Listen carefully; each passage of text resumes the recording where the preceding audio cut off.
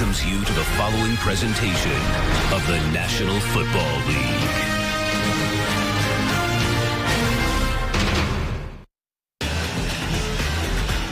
For the month of December, very unbear-like weather.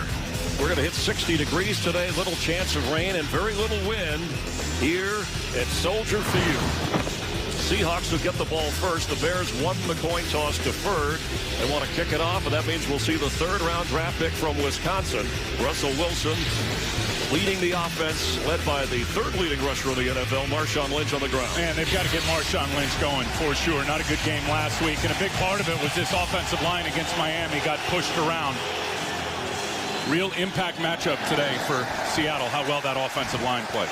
Leon Washington, who had a return for a touchdown last week against the Dolphins, watches it go through the end zone from the 20-yard line.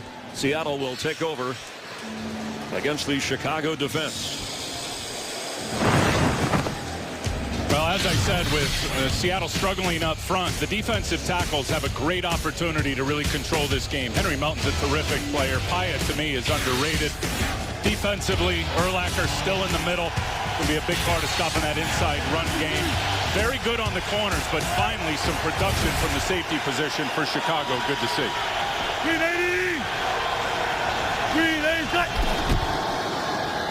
To throw on first down, complete to Sidney Rice.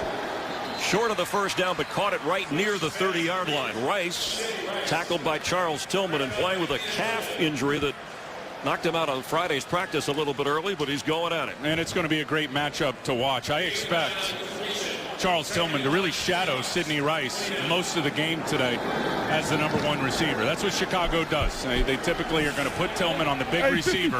As you're going to see right here, he's running over. Actually matching up to the outside.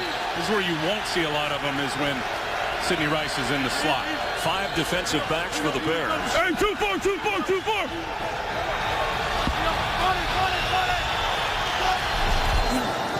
Second down 1. Russell Wilson goes down. Julius Peppers. His 7th sack of the year. He had only had 1 sack in the last 4 games. Well, I came into this game going, what's wrong with Julius Peppers? Clearly, there's nothing wrong. They line him up at tackle. Watch this power rush into James Carpenter and just flip him to his back. Line him up at end. Henry Melton goes inside, as did Julius Peppers, which puts him one-on-one with the guard and just absolutely shocked James Carpenter and ejected him to his back. On 3rd and 8. Robert Turbin is in at running back.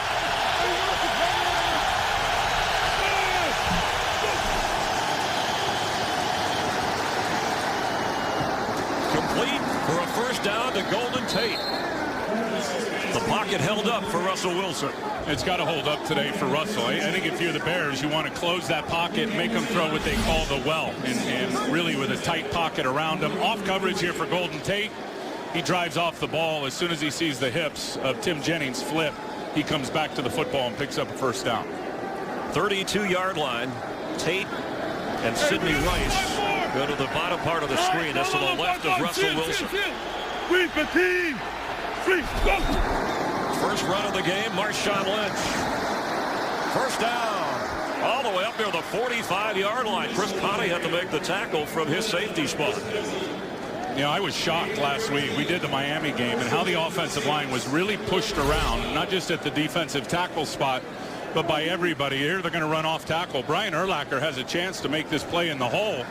Lynch sees him. See him stick his foot right in the ground there, cut back. Henry Melton unable to stay on his feet, opened up the cutback running lane. Lynch has got to get it going today for sure to take some pressure off of Russell Wilson in the passing game. He only had 46 yards against Miami last week. That snapped a string of 4 straight 100-yard games. Gain of 13, 45-yard line, fresh set of downs. Lynch again with a healthy chunk of yardage up near midfield. He came in averaging 4.5 yards a carry. Ball's loose at the end, and they're going to say Chicago has it. Some of the Bear players were pointing, but we never saw the ball come out.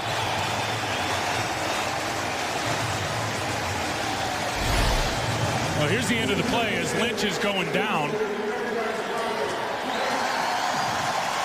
Yeah, you saw the ball come out right there, but you certainly can't clearly see under that pile whether or not Lynch's knee or anything that would deem him down is on the ground. Called the turnover on the field. It's going to be hard to turn this one over, just in terms of what you could see there on the camera. Never heard a whistle, but never saw an official react till after some of the Bear players started to react. Yeah, you can tell the ball started to come loose right there. You can't see his knee, though, Tim. No, you can't, and that's the whole point. And it's Urlacher who's tearing at it, pulls it out, and because it was called a turnover on the field, Chris, you're not going to be able to go back and review this to see if his knee is down. It's automatically reviewed every turnover. Absolutely. So the official booth or the replay official taking a look upstairs, but is there enough to overturn? That's my point. I mean, I don't think you're going to be able to figure that out under review. Find our fares online only at southwest.com. Opening drive for the Seahawks. Ruling on the field is fumble by Marshawn Lynch caused by Brian Urlacher and recovered by Kelvin Hayden of the Bears. Yeah, and again, because it was called the fumble on the field, there's not enough clear evidence. There's Lynch right there laying on Bears players. You can see the ball's coming out. Urlacher ripped at it. This is going to stay a turnover, I believe. After review, the ruling on the field stands. First down.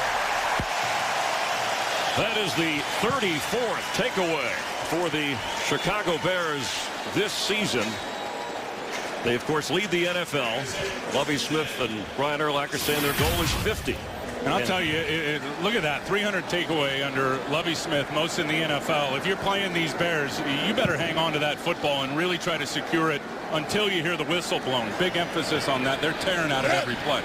Only the second lost fumble for Marshawn Lynch this year in 133 attempts. Matt Forte for Chicago. Couldn't finish the Viking victory last week with an ankle injury.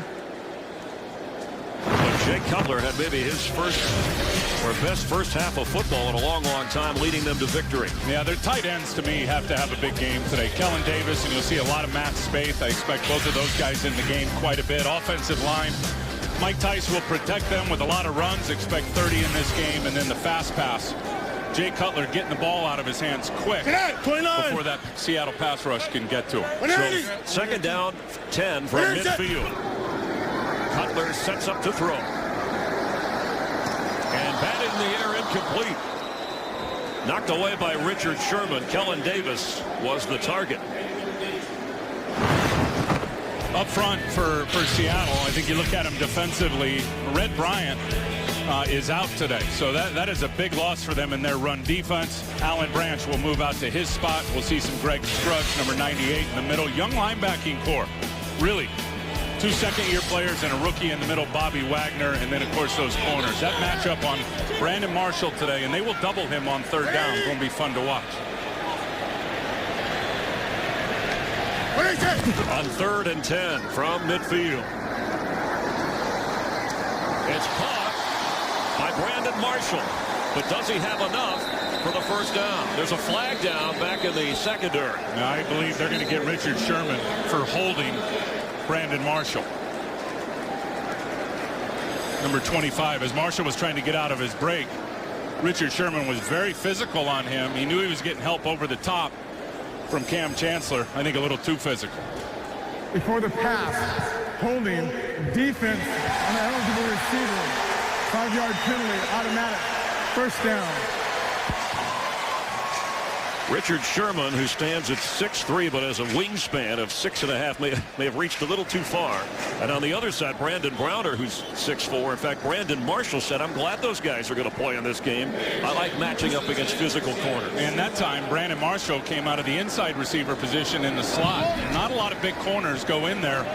Richard Marshall and Brandon Browner, depending on which side Marshall lines up to, they're going to move in on the slot with him. Penalty taking because it's an automatic first down from inside the 45. On first down, it's Forte trying to find running room and goes nowhere. In fact, his last 3 games, as Cam Chancellor makes the tackle, he is averaging under 3 yards a carry after getting off to a fast start and again nursing a sore ankle. They're going to run these outside run plays, Chris. Watch Cam Chancellor, who's going to fly up into the screen. He's going to take out the backside pulling guard and make the tackle. I mean, this is clinic stuff for a strong safety. Bang, right there, outside shoulder free. and able to make the big tackle. That's a great play by Chancellor. 50. 180. Where is that? Forte will maybe lose a yard or two. His third carry, he's been unable to gain anything. Malcolm Smith, who's playing for Leroy Hill, and KJ Wright on the tackle. Well, look, you look at the last 3 games for Matt Forte, and I think it's easy to really figure out why he's struggled. I mean, Houston is an outstanding run defense. That was a quagmire, that rain game here. 49ers the next week, they are a dominant defense. They stop everybody's run game. And then he got hurt in the Minnesota game last week. Not to mention, Chris, they lost 3 offensive guards in the last week and a half. Open to the right. Open to the right. 3rd and 11. You heard open to the right, whatever that means. They need to get to the 35 for a first down. 180. What's the ball? What's the ball? Brandon Marshall. The ball's loose. It bounced back in his direction, and it looked like he fell on it. He did. Bears keep the football after the connection. 83 catches. Officially, that's his 82nd after the other one called back by a penalty. Here comes a flag.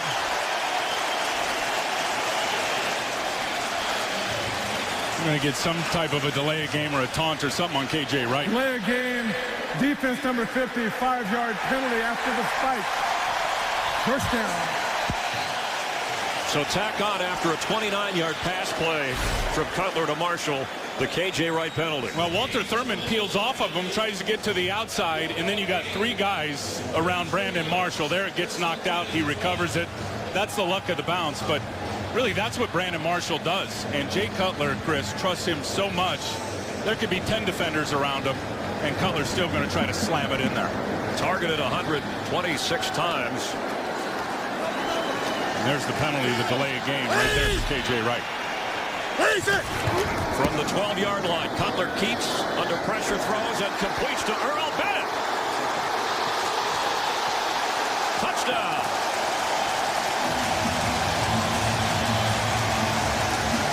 How in the world do you hang on to the ball when you get cartwheeled like that?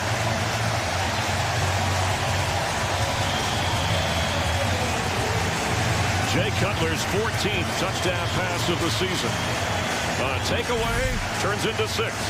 Really good at these hide routes, they call them. They bring Earl Bennett from the other side of the formation. He's wide open and then just gets flipped by Brandon Browner as he punches it into the end zone. And was able to hold on to the incredible. football. Incredible.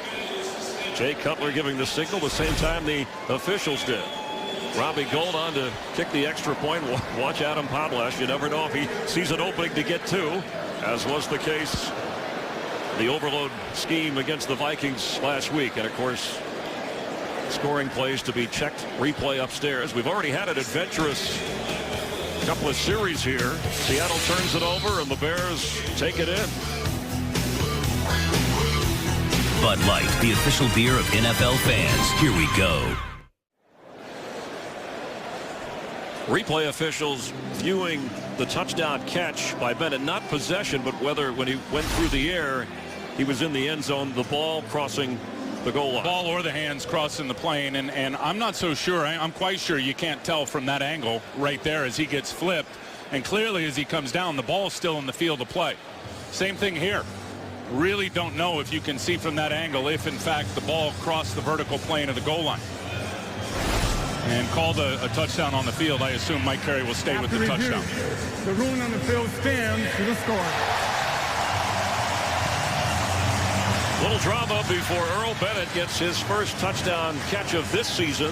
Former college teammate at Vanderbilt of Jay Cutler. And boy, do they need their second receiver to stand up. And there's Brandon Marshall getting his knee looked at by the doctors. But they definitely and desperately need that number 2 wideout to step up.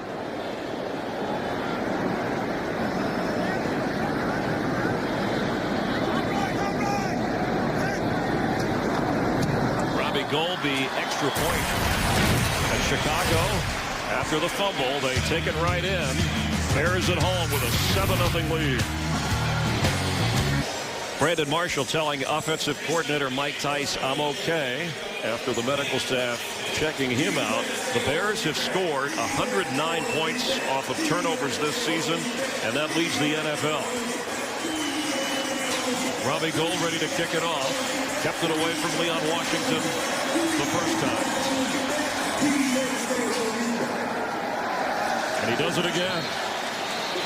Neutralizing one of the game's best return men. So out from the 20-yard line come the Seahawks for the second time. Saturday, the UFC back on Fox as lightweight champion Benson Henderson puts his title on the line against top contender Nate Diaz. It's a full night of epic fights. Coverage of UFC on Fox 5 is Saturday at 8 Eastern, 5 Pacific. It's all on Fox. And from Seattle, UFC action up there.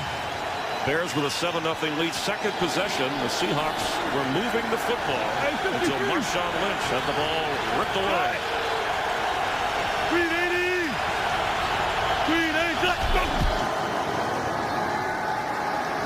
Wilson going deep. Braylon Edwards, and it's knocked away by Charles Tillman.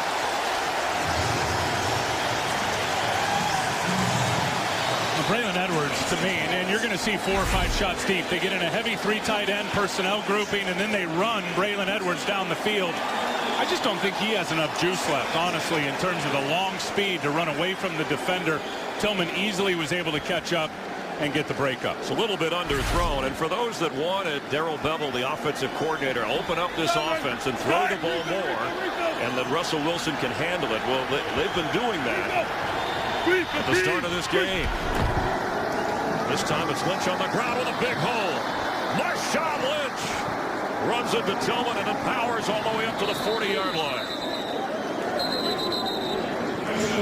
Well, this is on Julius Peppers. I mean, this is just undisciplined defensive line play. Unless there was a stunt called, and I don't see anybody else stunting. It looked like Julius Peppers, all on his own, decided he wanted to take an inside gap charge. Here he is. Usually that's his gap. He goes in here, and watch how it opens up for Marshawn Lynch. A 20-yard run. And if, in fact, it was called a stunt and he was supposed to go in there, Brian Urlacher then is the culprit. He's got to get over the top and make that tackle. Robert Turman checks in at running back, carries the football, spins out of a tackle and gets across the 45-yard line. Turman, the rookie from Utah State, drafted in the 4th round at 5'10" and bulky. Also a very good receiver. Yeah, and I think he's going to be a wild card before this game gets over in the passing game. Not as much as a runner, but as a receiver, getting him matched up on those aging linebackers. Second down 4. Hey, watch this 380. Hey, triple 55. 315. 315. Fake the run. Wilson on the move. Flips complete to the tight end, Zach Miller, but they're going to be short of the first down. Russell Wilson, 3 straight games of a passer rating over 125. And that's the first time that's ever happened for a rookie quarterback in the NFL. And here he is at pregame going through his routine. And really works at it now. You get out there, he gets lathered up, gets a sweat going. It's all about game simulation. Chris, when he throws off the run like that, looks like that second baseman for the Colorado Rockies just leaving the ground and throwing his whole body into it. 4 wide receivers on 3rd and 4 from the 46. Pass quick and off the shoulder pads of Golden Tate. Russell Wilson drilled it like he was throwing to home plate. Former baseball player who actually drafted in the major leagues, but excellent defense by the Bears against the young quarterback. Boy, it's scary when you're throwing against the Bears and those balls, whether they're coming off the receiver's shoulder pad or they get deflected and they get up in the air. That's when that Bears defense just feast on getting the takeaways. So Eric Weems, the former Falcon, once a Pro Bowl returner there. Devin Hester missing his first game since 2009, inactive with the concussion. John Ryan to boot. Fair catch called for and muffed it. Weems got back on it. We think twice the Bears have fumbled but have been able to recover their own loose football. Brandon Marshall on the touchdown drive, and now Weems, according to the ruling on the field. Now the football gods are with him today. That ball's shaped funny, and it has bounced perfectly on both of those potential turnovers for the Bears that they're able to recover. Seattle still pointing as if they came up with the football, and coming out of there with it for Seattle is Chris Maragos. But no ruling on the field. So this would have to be challenged by Seattle if they think they got the football. 42-yard punt, no return. On Fox is sponsored by the all-new Ford Fusion. Go further.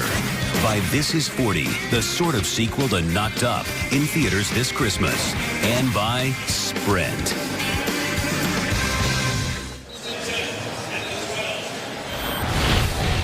Ruled a muff, receiving team recovery. Pete Carroll wondering if he could challenge, and you cannot. Mike Carey saying that is not a play you can throw the red flag on. So the Bears have the football at their own 12-yard line. Sure looked like Maragos recovered it, though, didn't it? It did from here. Single, single. 180. 180. Cutler has it. Complete. Brandon Marshall across the 25-yard line for a first down. I'll tell you, the rapport with receiver to quarterback with these two is really uncanny. I mean, I was talking to Jason Campbell, the backup quarterback, before the game, and he said Brandon Marshall, in terms of understanding, reading coverage, knowing when to stop and basically post up and be on the same page with his quarterback. Jason Campbell said it's the best I've ever seen with a wide receiver, and that was a great example of it there. Reading the coverage, stopping in the open spot of the zone, and Cutler found him. Jay Cutler saying it's like being back in Denver where they had very productive years as Forte carries. It's got a game break. Check in with Los Angeles. Well, a couple of other teams looking at making the playoffs out of the NFC North. Packers and Vikings going at it. Aaron Rodgers hooking up with James Jones. Nice catch by Jones. First score of the game. Green Bay's added a field goal, and they lead at 10-0 right now. Winding down in the first period. Here's Tim. Thanks, Kurt. The Bears will play the Vikings next Sunday on Fox. Chicago with that one-game lead over the Packers in the division. How important is that game going to be here in a couple weeks? 180. 180. Cutler has it and gets rid of it in the dirt. Was under pressure. Brandon Marshall, who already has a couple of catches in this game, the target. You know, interesting in talking to Pete Carroll yesterday, I said, what are you going to do on Brandon Marshall? He's the #2 targeted wide receiver in the NFL, the most targeted guy on third down, clearly Cutler's go-to guy. He said really nothing special. I mean, a lot of what Brandon Marshall does is underneath in terms of the short to intermediate passing game. He says he feels good about his big, long corners on him. He said, what about third down? He said, that's when I think we'll see a different combination of double teams, like right now on Brandon Marshall. 3rd and 10. Sherman's lined up against him. Cutler flips to Forte. Matt Forte with a first down. If you're just tuning in here at Soldier Field with Tim Ryan, Chris Myers, we're glad you're watching the NFL on Fox. Seattle got the ball first. They were moving near midfield. Urlacher takes it out of the arms of Marshawn Lynch. Chicago recovers. 34th takeaway this year, leads the NFL. And then Cutler to Earl Bennett for the touchdown, and it's 7-0. What a great play call that touchdown was by Mike Tice. Caught Seattle in a free safety blitz with Earl Thomas coming off the edge. Earl Bennett wide open. You got 54. 180. 180. There you go, Matt. Forte. Running room just short as Bobby Wagner brings him down on the 45-yard line of the Bears. Forte prides himself on being a durable player, so he wanted to get back in there. Disappointed he couldn't finish that game against the Vikings last week. He's thought of as a quick healer. As now Michael Bush checks in, giving Forte a breather. Yeah, short yardage. 2nd and 2, Big Bush, 2nd and 3. The 245-pound complimentary power back comes into the game. You guys got those two. 180. 180. But Cutler sets to throw and completes into Seattle territory. That's Rodriguez, the rookie fullback. A crisp-looking game plan from the Chicago Bears. I'm telling you, after the 49er game, Mike Tice went and looked at that tape and said, we got to change our offense. We got to get to the fast passing game. They didn't have any of that dialed up for San Francisco. The pass rush destroyed them. Watch them over the last couple of games on tape, and they have certainly changed their attack. in terms of the quarterback getting it out quicker. 180. Michael Bush carries on first down. Bet hard. That Seattle defense up front when it comes to rushing the passer, Tim. They're a different team when they're on natural grass, and the grass is as thick as it is here in Chicago. And you know, I made a mistake in the open in terms of the lineups. Red Bryant is not out of this football game. Pete Carroll told us yesterday he'd be very cautious with him. Didn't think that he would dress. Lo and behold, the big fella's in there with a foot injury. It should give him a big boost if he can hold up. It's been bothering him for the last month. Plantar fasciitis, some form of a foot injury, and he was a game-time decision. 54, but slow moving compared to that turf they play on in Seattle. On second down. Passes high, but Marshall goes up and gets it right at the 40.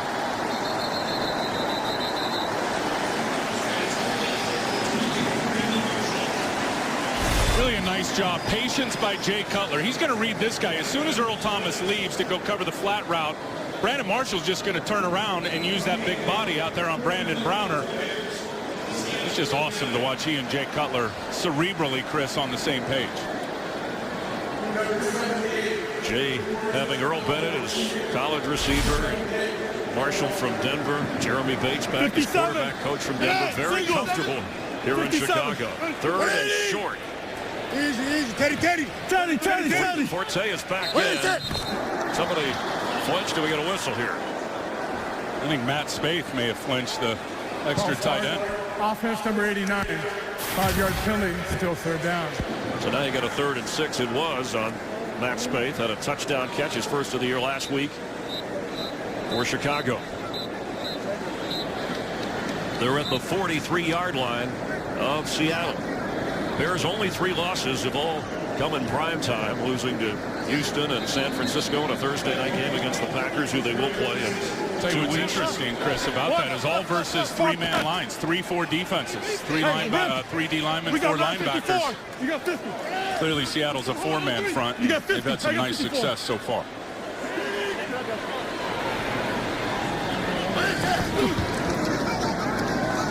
Cutler's going to run and get the first down.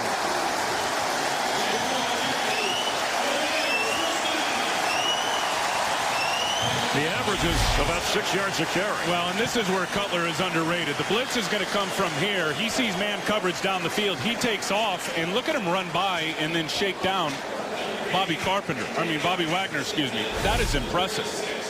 Nobody gives Jay Cutler, in my mind, Chris, enough credit for his mobility and to really hurt you if you decide you want to play man coverage on him. Inside the 37 of the Seahawks after an 8-yard run and a fresh set of downs. The opening quarter winding down. 10th play of this drive. Run this one. Cutler has it. Marshall does too. They are in a zone, and that is the end of the opening quarter. It may not be bear weather, but it's bear football. Takeaway, touchdown, and 7-0. Fox NFL Sunday will continue after a break from your local Fox station.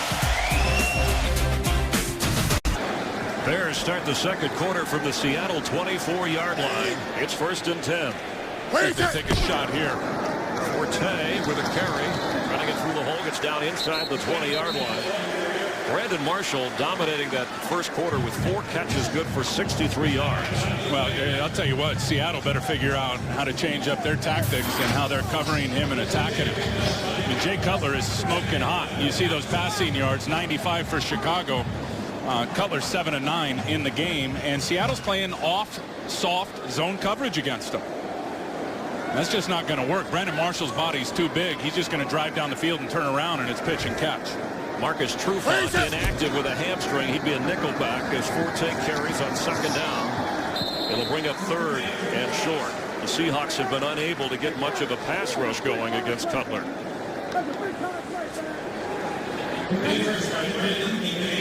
And I'll tell you, if you play physical bump and run coverage like Seattle is accustomed to doing on Brandon Marshall, that's going to really force Jay Cutler to hold the ball longer, Chris, which is going to allow and help the pass rush to get there.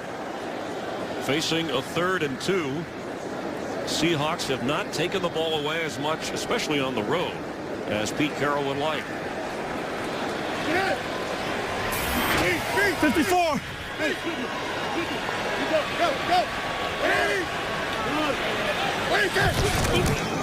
Forte has it and knocked down right at the 15-yard line. Looks like it's going to be 4th and short. That yellow line is a superimposed estimation, and you can see there it is 4th down for the Bears. I think the Bears are going to line up all their heavy guys and try to go for it here. Crowd loves it. Bring in all the extra tight ends and fullbacks, and James Brown, backup lineman. With Kellen Davis, Matt Spaeth for Lovie Smith. We're going to get a measurement here just to give them time to see what they need.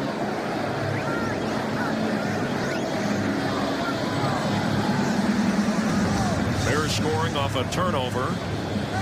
Cutler to Earl Bennett for the 7-0 score. Tell you what, I think Mike Carey could see from the sideline that wasn't even close and probably didn't need a measurement. But I think he helps out head coaches and offensive coordinators on a big 3rd down like that down in scoring position, which really allows them to make their mind up, kind of decipher, Chris, what they want to do, whether or not they want to go for it or in fact kick a field goal.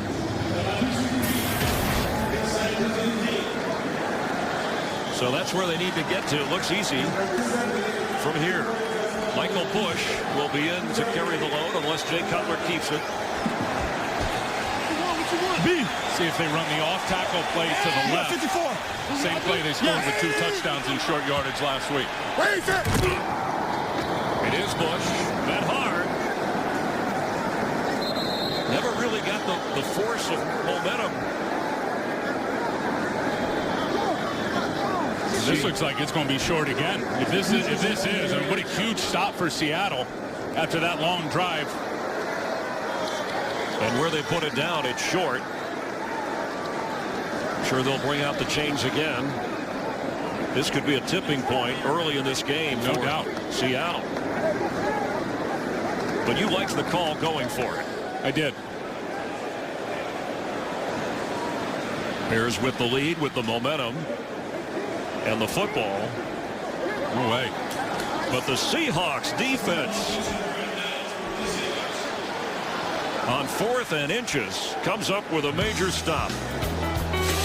Seattle takes over on offense, trailing here in Chicago. Sponsored by Miller Lite. It's not just a good time, it's Miller time. By Jared, the Galleria of Jewelry, with 5 times the selection of ordinary jewelry stores. And by The Hobbit, An Unexpected Journey, in theaters everywhere December 14th. We welcome you back. The previous play was not reviewed by the instant replay team because it was not a change of possession that's designated for the booth. It's only a team's challenge. Please put 12:48 on the game clock. Our referee, 12:48 on the game clock, please.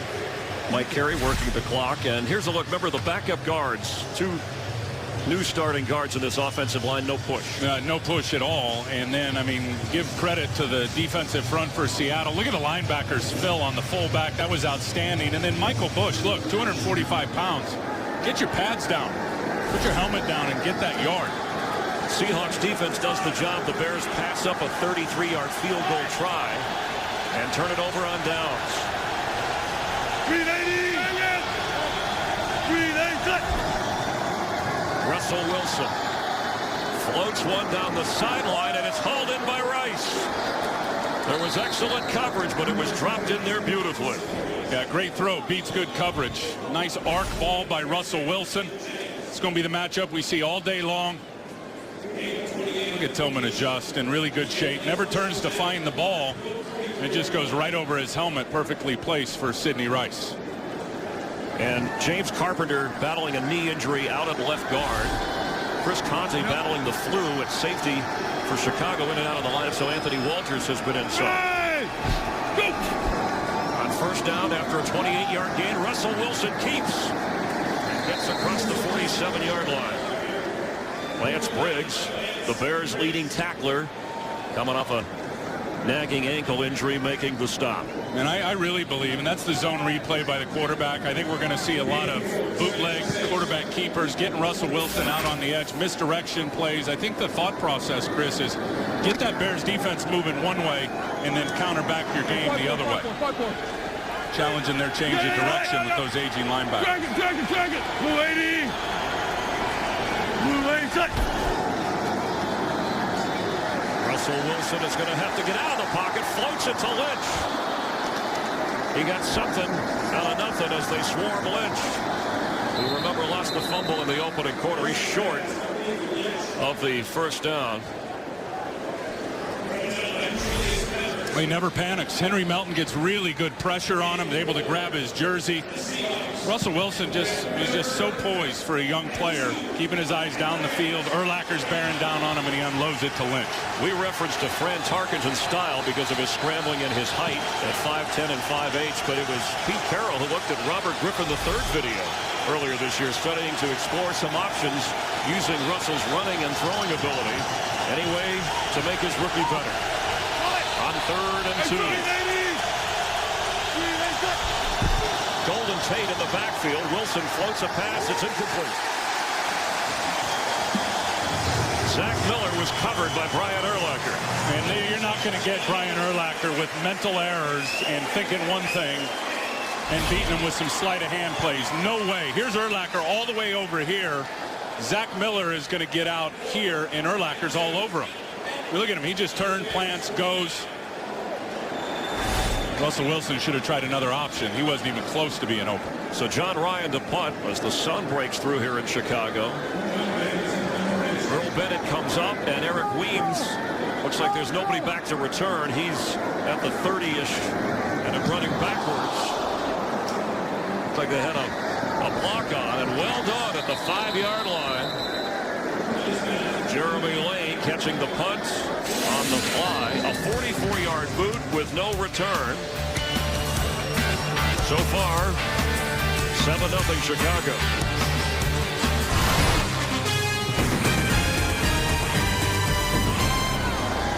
Bears take over from their own 5-yard line on 1st and 10. Their last drive, 73 yards, 14 plays, 8.5 minutes, but they failed on 4th and inches. Michael Bush the back. He gets the football and gets 1.5 yards.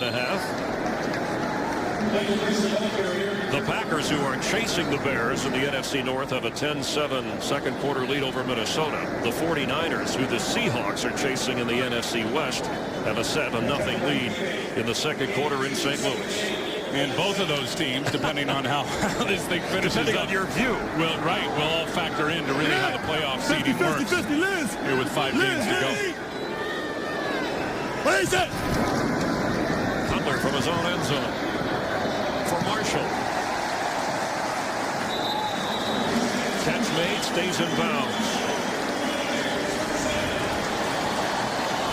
Jay Cutler knows. Brandon Marshall knows where he's going here, matched up. So he's just going to wave the defender by. Watch this, whap, and come right back.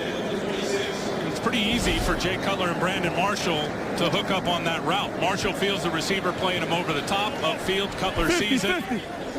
Marshall puts the brakes on again. It's pitch and catch. A 19-yard gain. Digs the Bears out of the hole. On 1st down, Cutler to throw for Marshall out of bounds. He felt the pressure. Remember, it was Brandon Marshall who said, I'm glad that Browner and Sherman are able to play through this game because I like going up against big physical corners. And here's the size. I mean, this is the biggest cornerback duo in the history of the National Football League. And then, of course, Brandon Marshall, who's as big as both of them. I tell you, you look at those two corners and with that looming possible suspension if they're out. I mean, to me, this is a must-win for the Seattle football team because without those two corners out, what they mean to this defense, if in fact they're suspended, might have to kiss the playoff opportunity goodbye. Michael Bush carries and has a hole. And has a 1st down. That offensive line with Gabe Karimi, his first ever start at right guard, and Edwin Williams over the other guard spot, creating some room. And they catch Seattle in a blitz. And when you do that, you need either the linebacker or the safety over the top. to be in the hole that they just left from. That time it was Cam Chancellor who tried to get up there on the run stop. He slipped and fell down, which opened up the running lane. Bush, one of the more productive backup running backs, over 370 yards rushing in a reserve role. He stays in on 1st and 10 after he picked up 12. Cutler avoiding the rush, and open is Bennett. Earl Bennett cannot hold on.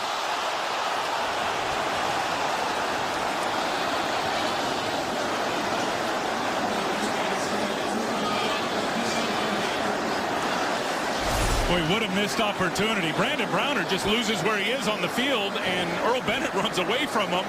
Cutler sees it, unloads it for the touchdown, and Earl Bennett can't hang on to the football. I know it was awkward, Tim, but the sun is out in Chicago in December, and he may have looked back into it. Not an excuse, but just something to take into consideration here. I think you could catch that one blind. It hit him right in the chest plate. 2nd down 10, big play missed by Chicago. 180. Cutler has it, tipped, and still caught at the 45-yard line. Marshall like a magnet. Well, his hands are so darn strong. He's always been a hands catcher. He plucks it right out of the air. And watch here as he goes and gets the tip ball. You're going to see Browner try to slap it out of his hand. No way with those strong hands by Marshall. Watch this. Whap! Look at him try to drive down and break the arms and get the ball out. Marshall just no way is he going to let it go. Chris Clemens tipped the ball, but they still get 7 out of it, so it's 3rd down and 3. Hey, 5 down. 180. Listen. 187. Pass is incomplete for Bush. Strong rush by Seattle forced Cutler to get rid of it. K.J. Wright came in on him. Well, Brandon Marshall in a little stack set here is going to try to clear this thing out, take the cornerback deep, open it up for Michael Bush. Accurate throw would have been an easy 1st down.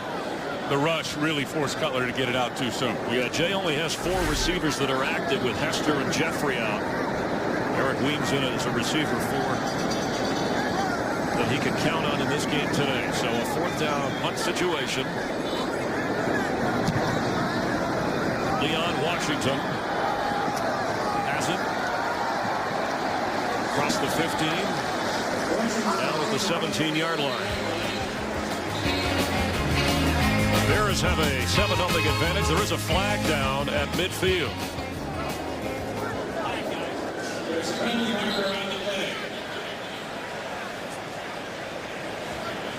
During the kick, the low block, number 55 of the receiving team, half the distance to the goal. They retain possession. 1st down, timeout. Penalty on Heath Farwell of the Seahawks special teams play. That'll put them in a hole, and they trail here in Chicago. Sponsored by AT&T. Rethink Possible. Well, that was an awful call on Heath Farwell. Watch what happens here. Blake Costanzo rips him by the face mask right here to the ground, pulls him down, and then trips over him, and they call Farwell for a chop block. That call over Fishes, but from just over the 5-yard line. 1st down, Russell Wilson to Marshawn Lynch.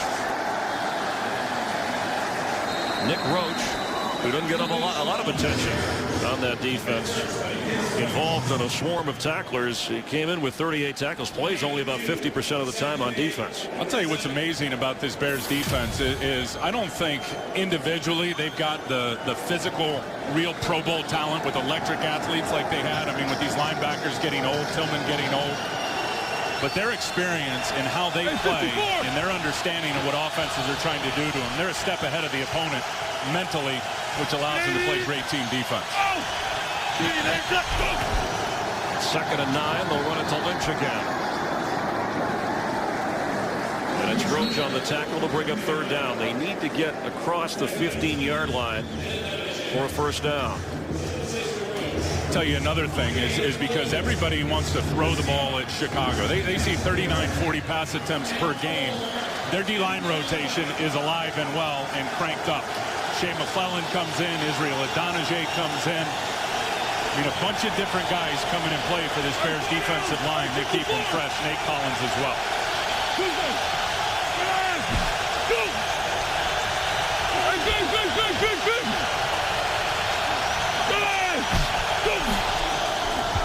third down, the pass is complete for a first down. Golden Tate gets up across the 30-yard line. A clutch connection from Russell Wilson to Golden Tate.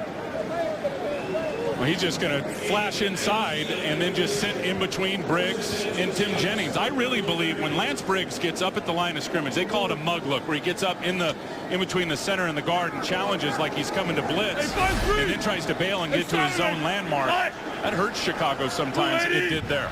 From the 30, after an 18-yard pickup, Wilson to throw again, and has Tate again, who falls forward for a pickup of 5. Let's check in on the Packers and Vikings. Here's a game break with Kurt. And you know it's Christmas time because we got a Rudolph sighting for you. Not going to butchering the line right when you get ready to do it, isn't it? Kyle Rudolph, touchdown for the Vikings, and a little Lambeau leap as he finds 2 Vikings fans. Calgon, take me away. Chris. It's okay. You deliver the line. You have a small amount of time to deliver the line, Kurt. We hear you. Hey, Sunday, Green 80. Green 80. 2nd and 5. Russell Wilson to Sidney Rice, who has a lot of room on the sideline. He has a first down just short of the 44-yard line. Sidney Rice, the leading receiver of the team. 6 touchdown catches this year. Golden Tate also with 6 touchdown grabs. Yeah, a little razzle-dazzle, tight end split out wide, really to be a blocker. McQuiston pulls out and then really gets the key block in sealing Corey Wooten, which opens it up for Sidney Rice. Russell Wilson is 8 of 11. And we still have 4 minutes to go here in the first half. They mark it at the 43-yard line of Seattle for a first down. Slow 5-5. Green 80. 5-4. Go. Green 80.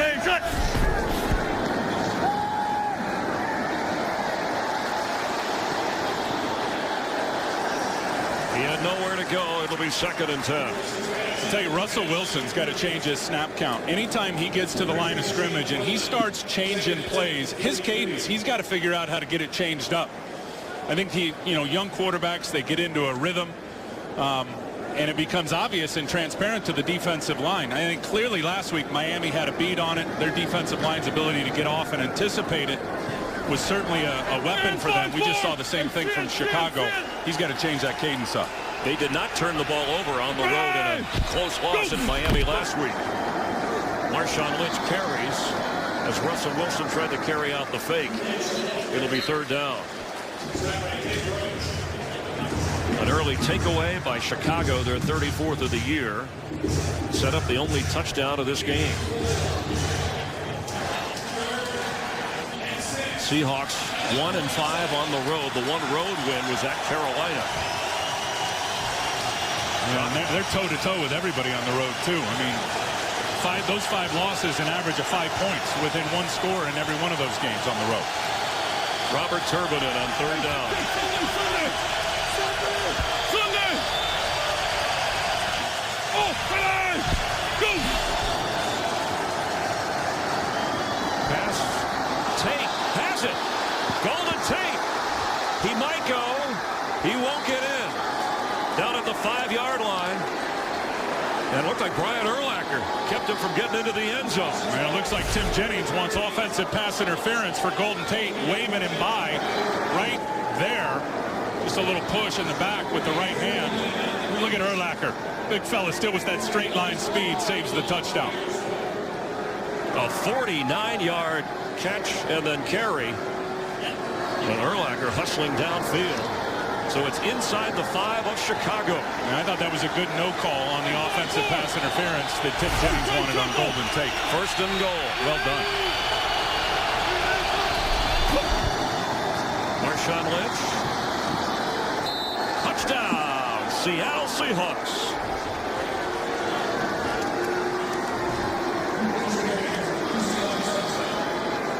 The Seahawks, who have played here in the regular season the last 2 years and won those games. Last year, Lynch had a couple of touchdowns. Didn't have a lot of yardage, but he gets into the end zone here, where an extra point will tie things with 2:15 to go in the first half. And they couldn't have blocked it up any better. You're going to see a nice block here by Moffitt, the kick-out block on Peppers. Marshawn Lynch. Easy touchdown for him, not going to the ground.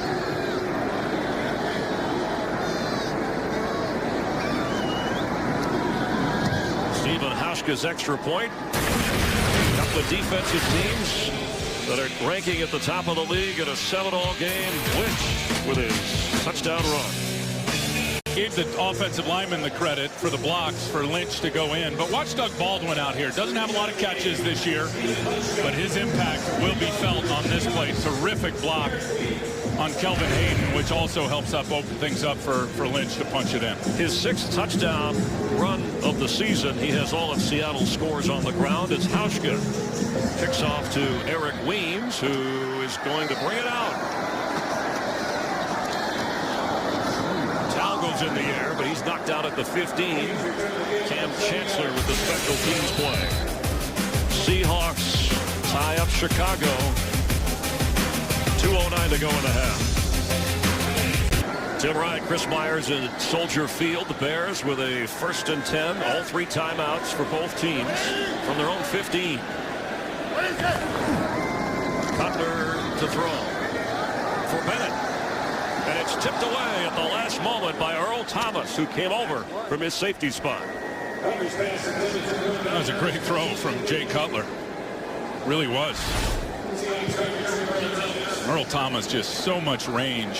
His speed, when he gets in the middle of the field, and the beauty about having range as a free safety is you don't have to line up in no man's land 35 yards off the ball.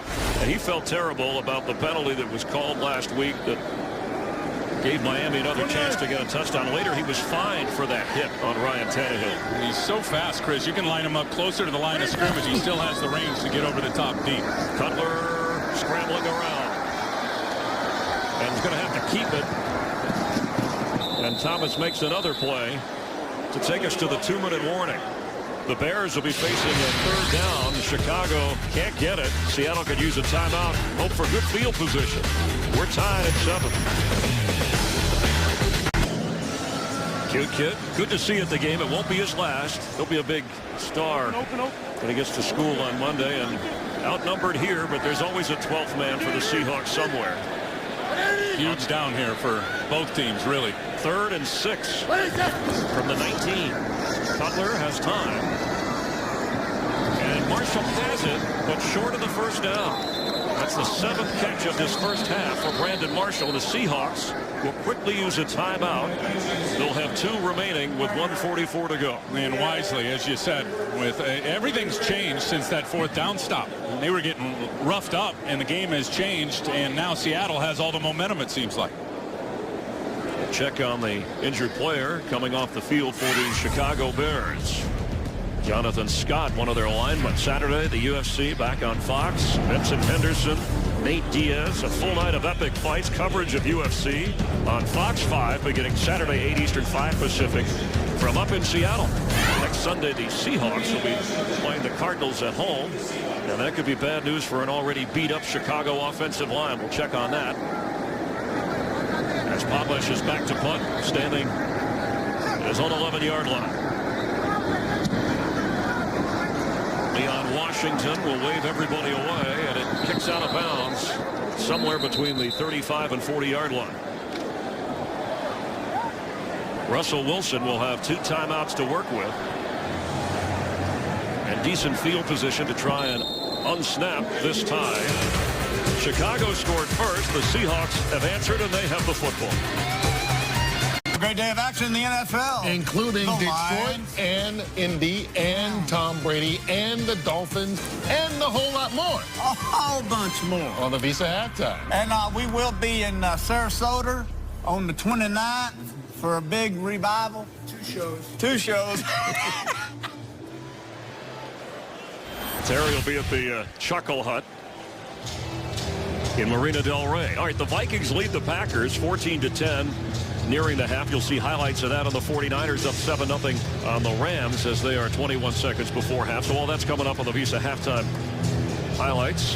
2 timeouts remaining for Seattle. They spotted at the 37-yard line, and Russell Wilson, who celebrated his 24th birthday on Thursday, the third-round draft pick out of Wisconsin, and celebrated it by spending time in the film room.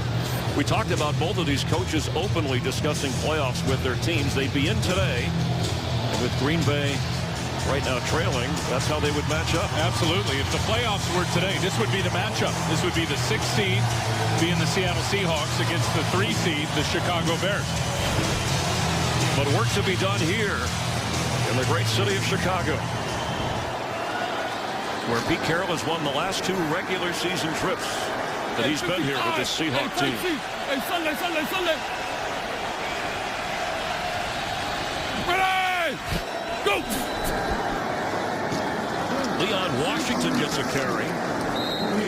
Trying to run some clock off, see what they do with the field position, short of the 39-yard line.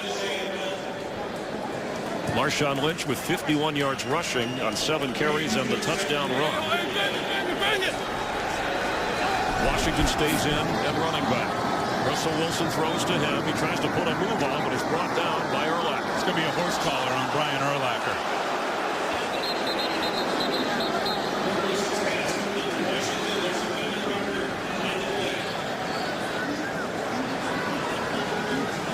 Really a nice break here for Seattle, stopping the clock and going to get some extra yards.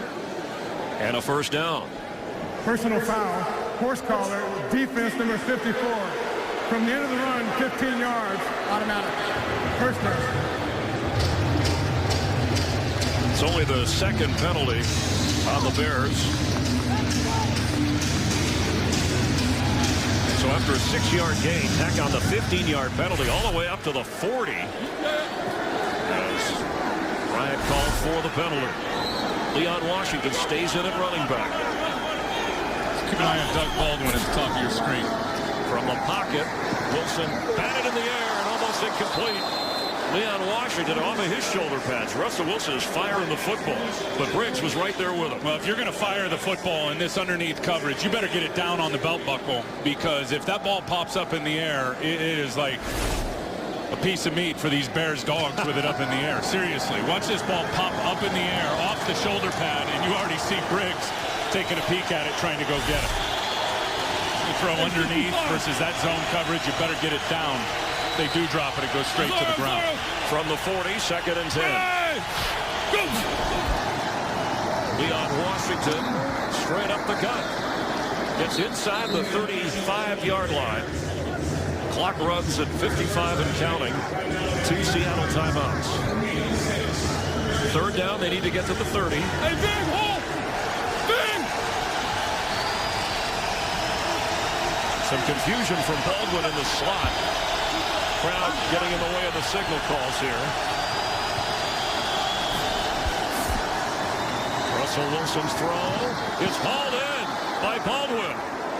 Whatever confusion, they cleaned it up in a hurry. He's got to call a timeout. And they used a timeout. They'll have one remaining.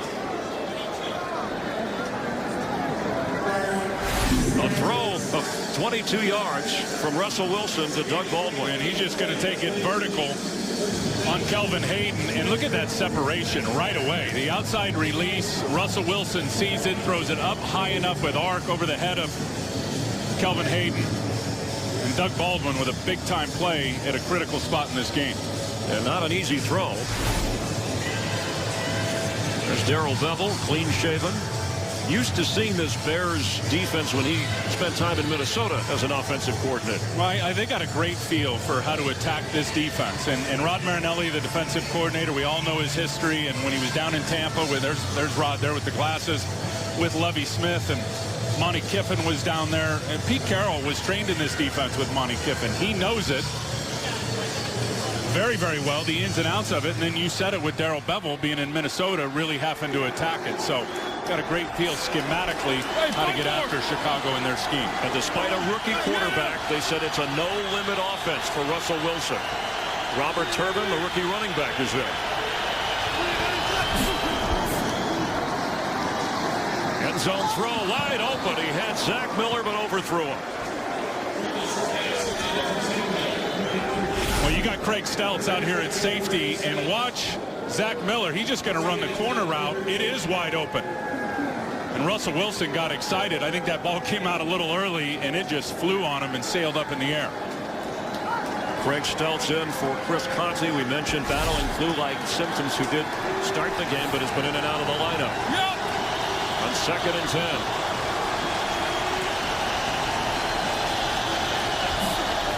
Watch Zach Miller again. Russell Wilson floats it into the corner and out. Going to be 3rd down. 16 seconds and 1 timeout for Seattle.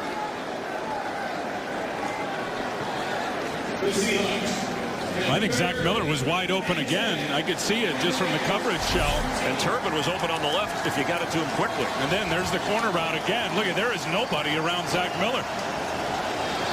You just got to wonder sometimes, Russell Wilson at 5'10 and a half, 5'11", if he's really got great sight lines, Chris, when he's trying to throw from inside the pocket. From inside the 14-yard line. It's 3rd down.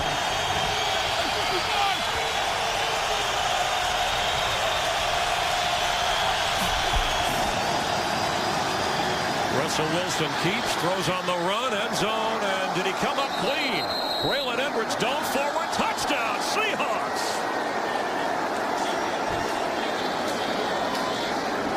And Russell Wilson, his movement made it happen. Well, and he's falling down as he's throwing this ball, which is amazing. Watch him as he's gonna end up really peeling out to this part of the pocket, or towards the line of scrimmage there, falling down. Throws it, and then the long arms of Braylon Edwards. Looked like he had both hands under the football. This would be a great look at it here. Yeah, it looked like both hands under the football. Called a touchdown on the field. This one's going to stand. 18th touchdown pass of the season, as they review upstairs, of course, on a scoring play. A 14-yard touchdown toss on 3rd and 10. Look at that ball as he's falling down and throws it and gets enough arc on it just so it can carry to the end zone. That's a better look at it there. Did that thing touch the ground before his hands were under it? I don't know if you could clearly tell. Indisputable evidence. It's almost like a court of law beyond a reasonable doubt. But ruled a touchdown on the field. So you have to see something strong enough if you're going to overturn it. This angle here, it clearly looks like both hands with those blue gloves were between the pigskin, the leather football, and the grass in the end zone there. And he possesses it as he turns over with the football. Hands under the ball. Oh, man, it does not get any closer than that.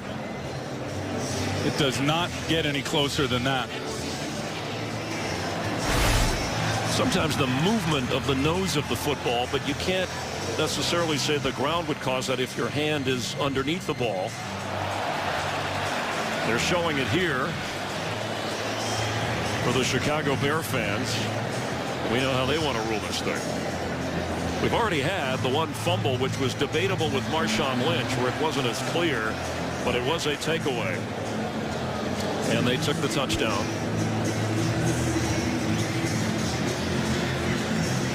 Bring in our rules analyst, former head of officiating for the NFL, Mike Pereira, with Tim Ryan, Chris Myers. Mike, your view of this? Well, we all look at here. We actually do not think he has possession before the ball is on the ground. And to me, that shot looking in at it shows that the tip of the ball is on the ground between the hands. I think if I'm there, I actually reverse it to an incomplete pass. You see the tip of the ball on the ground at that point. Yeah, but here's the look right here. Here's the look, Tim. When you look at it here, and when you run it just a little bit further, you're going to see the tip of the ball on the ground. After review, the ball hit the ground before the receiver got control. It's an incomplete pass. So they make it 4th and 10 on the 13 on the left hash mark. The clock is good. Braylon says, wait a minute, I had my ring finger under it. Well, Mike Pereira described, and I think it's watch how the ball goes upward there. That's close. To me, there's not enough there to overturn that, Mike. At least from the way we're seeing this, but it has been overturned by Mike Carey. So Stephen Hauska is on to try a 31-yard field goal. No touchdown for Braylon Edwards. 15 out of 18 this year, has not tried a field goal the last 2 games. He slips that one through. And Seattle gets points out of it, but not the touchdown. after trailing 7-0. Seattle has come back now and has a 10-7 advantage with 5 seconds remaining in the first half. Two teams that would be in the playoffs if they think they should be in the playoffs. We thought it'd be a low-scoring throwback style of game. Your thoughts at this point? Well, it's been that. I think a couple of things. Russell Wilson, to me, has been terrific. There's no question about it. His high level of play continues to really be on full display. And then if you're Seattle, you got to go in here at halftime, at least as far as I'm concerned, and figure out how you're going to stop Brandon Marshall and some of that underneath coverage. Again, a big first half for him, and he's been the biggest problem. Jay Cutler having time to throw. They got to get tight double coverage on Brandon Marshall and the underneath stuff. Otherwise, it's too easy for Marshall and Cutler.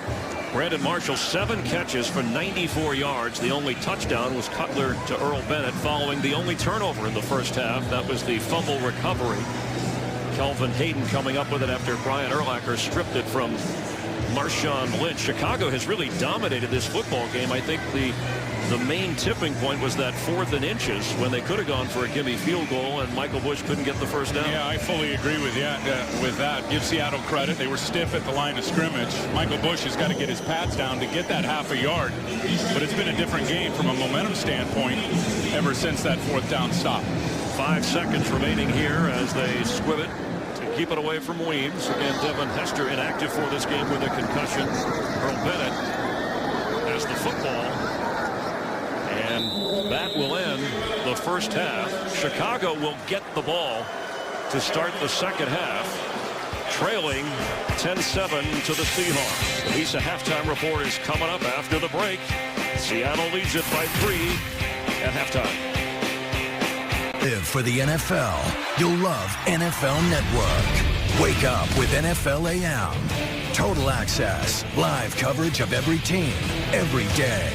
Go beyond the gridiron with a football life. Start your game day with NFL Game Day Morning and 13 games of Thursday Night Football. This is football 365 days a year. You want the NFL? Go to the NFL. Getting ready to start the third quarter. The Bears will receive the football. I'm sure they said to each other in the locker room, Tim, hey, we've played well enough. We should be leading this game down by 3. What about Seattle on defense with Jay Cutler? They haven't been able to get to him at all in the first half. They haven't, and then that's got to get better. They got to get their 4-man rush going so they can keep an extra guy in coverage on Brandon Marshall, whether it's been man coverage or zone coverage. The soft coverage isn't working, so they've got to get that fixed, but they have slammed the door on the run game. Forte's not even averaging 2 yards a carry. 7 catches, 94 yards for Brandon Marshall. And what about Jay Cutler engineering things with the run game? They've used Forte and Michael Bush effectively. Well, it's going to be a tough road to hoe running the football for sure with Forte. Seattle has shown up today with their stout run defense. They got to get their tight ends involved. I mean, missed opportunity, the big one to Earl Bennett, which, clearly if he caught it would have been a touchdown. Brandon Marshall's been terrific. Matt Spaeth and Kellen Davis have got to get their game going. Seattle can be vulnerable versus good tight end play. Follow your favorite team all season long. Go to iTunes.com/NFL. We mentioned the weather, not much wind. It's in the high 50s. The sun has poked through. Unbear-like weather.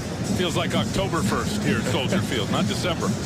And the 3rd straight year meeting in Chicago for non-division opponents. They've also met the playoffs where the Bears held the upper hand the last time, as Eric Weems will get this on the run.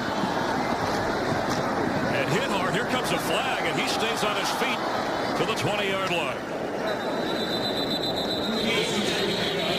Only 3 penalties called on Seattle in the first half, and only 2 on Chicago. They're going to get a hold here. You see field judge coming in. Holding number 37 of the receiving team. Half the distance to the goal. The retaining position. First down. Called on Anthony Walters. That'll back up the Bears to start the second half. And I really believe, again, to the tight end play, and neither Kellen Davis nor Matt Spaeth have a whole bunch of production, but the way Seattle plays, which is with those 3 deep principles, 1 safety in the middle of the field, the 2 corners up playing hard press, it's a lot of opportunities for tight ends to get matched up one-on-one on outside linebackers and safeties. They've got to step up their game. Jonathan Scott is back in at right tackle as Matt Forte carries from the Chicago 9. Let's check it down on the field with Jamie Maggio. Thank you, Chris. Well, a lot of time spent underneath the replay hood in this game. Pete Carroll taking time to talk to Mike Carey before heading into the locker room at halftime. I asked him what the conversation was about. He said there's no way that you could have seen where Braylon Edwards' hands were in the replay. He does not feel that the call should have been overturned. I asked him about the pressure on Jay Cutler. He said we're not even anywhere near him. We've got to change that here in the second half. Back up to you, Chris. Thanks, Jamie. On second down 5. Cutler for Marshall, who was hit right away and knocked down after he made the catch. Brandon Browner from the corner spot. 8th catch of the game for Marshall, who has had 2 games this year where he's caught a dozen passes. He, to me, is a top 3 receiver in the NFL this year. I mean, A.J. Green is playing great in Cincinnati, but hard to really mimic what Brandon Marshall's done in terms of his numbers. You know, it really felt like Chicago dominated that first half, but in reality, you look at those total yards, and really since that 4th down stop by the Seattle defense, their fortunes have turned. They've been able to move the ball offensively. 3rd and 3. They need to get to the 20. Cutler, quick toss and low pass for Marshall. It'll be 4th down. He finally gets knocked down, and that's Bruce Irvin, the first-round draft pick from West Virginia, who came in with 7 sacks but has been in a dry well lately. And coming from the top of your screen, you saw Jonathan Scott tried to chop him, get him off his feet. Irvin wasn't having it. That is the first time that Jay Cutler has actually been hit and knocked down while standing in the pocket. You often talk about Pete Carroll and his halftime adjustments. Of course, last year, Seattle pulled out a game here. Different personnel, but rallied to do it. Leon Washington, not much of a chance as that sails out of bounds. Adam Podlesh's punt will be spotted at the 45-yard line. Excellent field position after Seattle's defense does the job. Southwest Airlines. Find our fares online only at southwest.com. By Charles Schwab. Let's talk about giving your portfolio a better chance to grow. Talk to Chuck. By Ram Trucks. Guts, Glory, Ram. And by Microsoft Surface. Tim Rye, Chris Myers back in Chicago. Earl Bennett, who has the only touchdown in the game for Chicago, still in the locker room being evaluated for possible concussion. First down Seahawks from their own 45, and Marshawn Lynch carries. Lynch had the only touchdown for Seattle on a 4-yard run. His 8th carry, 54 yards. He was held to 46 last week in the loss on the road at Miami. I'll say this, the Bears better start getting that extra defender up in the box at the snap count in terms of a safety and load the box with one more defender. Then Seattle has runners and running backs, because Marshawn Lynch is not getting touched in the backfield. That guy gets to the line of scrimmage untouched. He's hard to stop. G-toe, C, 315. Breno Giacomini stood up when he shouldn't have. False start. Offense number 81. 5-yard penalty is still second down. Called on Golden Tate, the receiver, who is the leading receiver in this game for Seattle with 4 catches. I'll tell you, pre-snap penalties have killed Pete Carroll's football team all year long. They're the worst in the league with false starts. And last week against Miami, big problem early. They got it cleaned up. They've been okay today, but that now putting them in second long, and long is an issue. So 2nd and 11 here. Bears threaten pressure. It's picked up. Russell Wilson's throw, and Sidney Rice hauls it in, falling to the 41-yard line again with Charles Tillman right with him. Well, and that's the problem. When you want to pressure your linebackers, you open up those throwing windows. And here Urlacher blitzes, so Roach is going to come inside the seam route to Sidney Rice. It's good coverage, but there's an open window and a very good throw from Russell Wilson. And not enough can be said about how Russell studies the video for a rookie, the extra time, even on the plane ride home. He's texting receivers, giving them notes about the next game, the next opponent. After the 14-yard gain, they take a shot to Golden Tate. He had Lynch open short, but he's pointing deep and trying to outrun Melton. Henry caught up with him.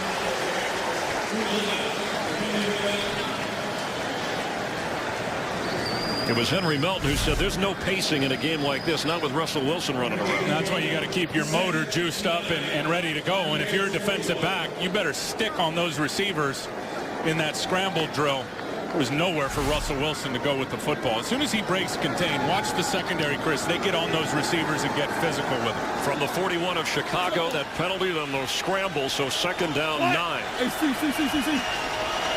They gotta go 5-4. 15, cut. Marshawn Lynch will lose yardage. Lance Briggs led the charge.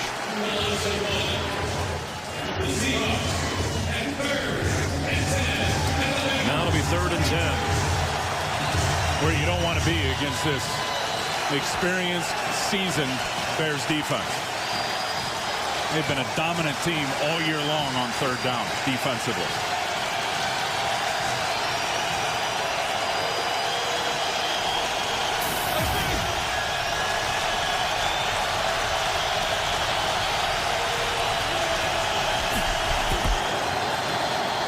Russell Wilson's throw is incomplete. Sidney Rice was in the area in a 4-wide receiver set. Well, I think if you're Sidney Rice, you need to adjust to your quarterback and break this thing off and run a square in rather than the go route. He's got double coverage on him, Briggs underneath, and then the defender over the top. I believe it was Major Wright. That's maybe where that height disadvantage for the quarterback worked in the favor of the defense. John Ryan, who's been a weapon punting the football, keeping it away from Weems. Drops it inside the 5, where it is marked out of bounds.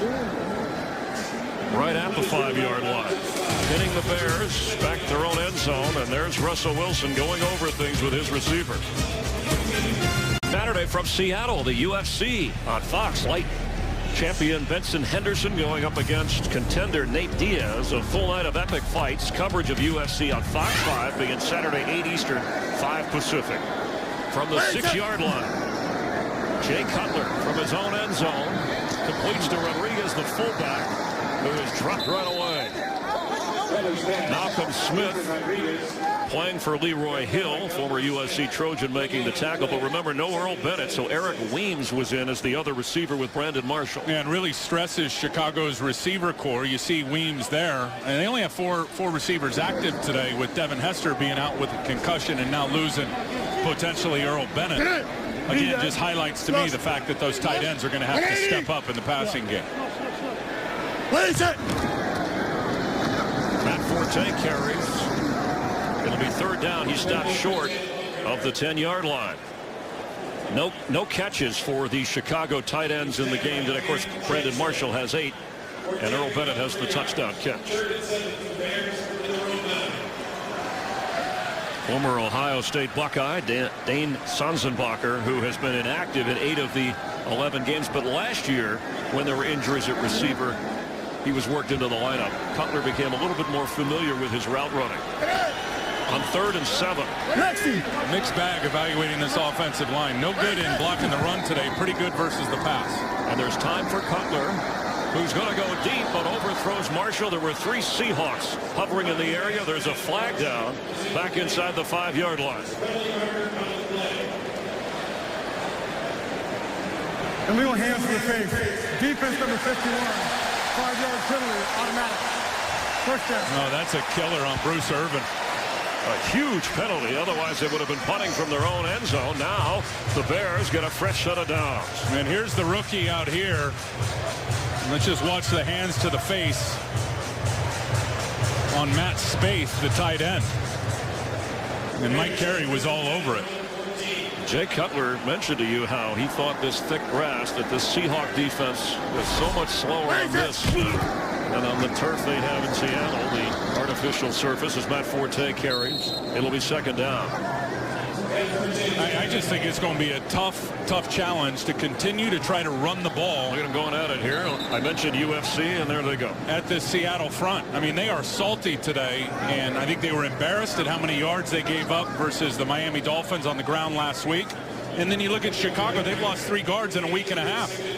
Spencer, Lance Lewis, and Shiloh Ray Shaw quit. It's a big challenge. I mean, Karimi's in there playing guard for the first time in his career. Lance Lewis was the best lineman and playing the best in his career. Injured reserve on the Jared Allen block. He was later fined for. Cutler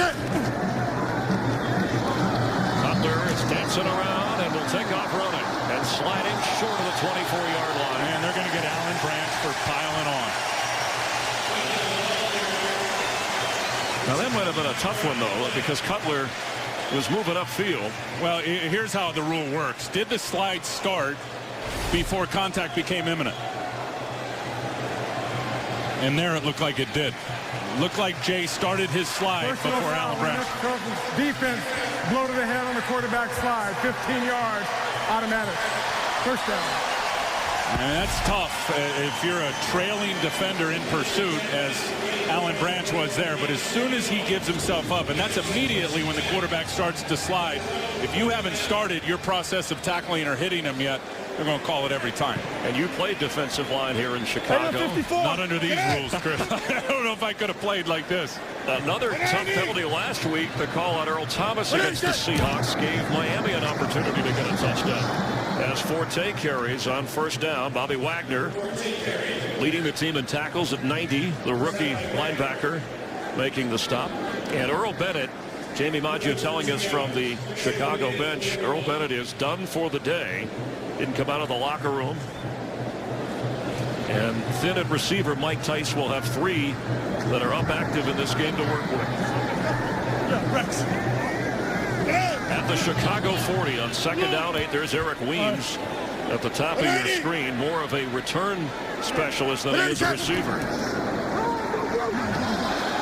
Cutler gets rid of it, but he's a receiver here.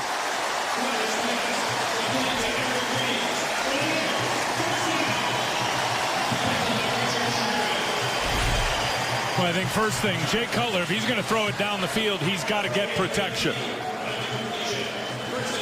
And a little play action. They even got the blitz coming. Good pickup by Forte. He gets the protection he needs just enough as he's getting hit and delivers a strike to Weems, who goes and catches it in traffic with Richard Sherman draped all over. Jay Cutler with a laser 18-yard gain. Plays are never dead, Chris, with his lively arm. He has it and has time. And just floats it towards Marshall, who got to the sideline and made the catch. Talk about a casual connection.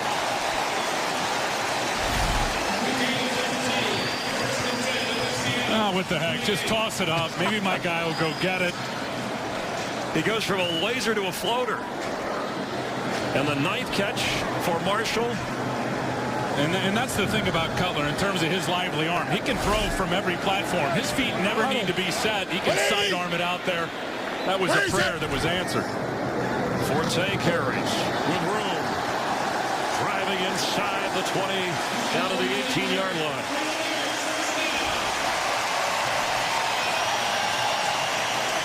That's the best run of the day for Matt Forte. It's a first down Chicago. Nearing the 5-minute mark here in the third quarter. Brandon Marshall over 100 yards receiving today. Pete Carroll's defense can zero in on him even more with Earl Bennett out. That catch by Eric Weems in this drive was only his 2nd reception of the season. Line open! Line open! Come on, come on. Ready? Raise it! Cutler. Incomplete. Weems was in the end zone.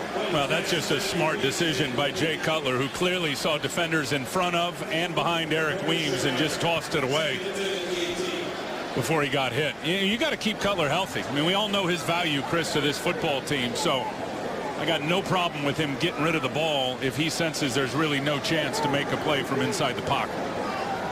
Pete Carroll had about something. Maybe it's still the Braylon Edwards catch. Ruled a touchdown overturned in the end zone right before the half.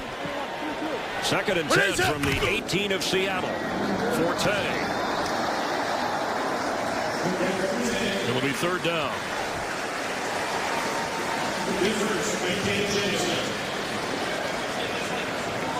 That's the same play they just had success on, Forte's biggest run of the game a few plays ago, just to the other side. That's the beauty, I think, of Mike Tyson breaking down their tape, is he is a play repeater now. A lot of offensive coordinators, well, we ran it once, maybe we'll get back to it later.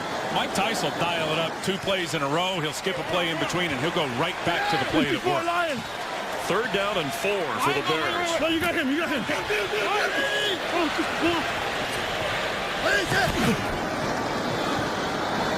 Forte has it. Touchdown. No. He rolls into the end zone, but he is marked. The official ruled him down at the goal line.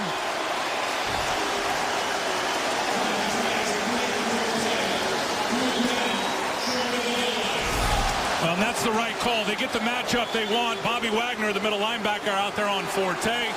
You see Brandon Marshall run the underneath slant, opens up the window, and that's a good call as Forte was down before the ball crossed the plane. Very good play design, though, and Jay Cutler was all over it. It'll be 1st and goal. You see the Bears, they all had their arms up right away.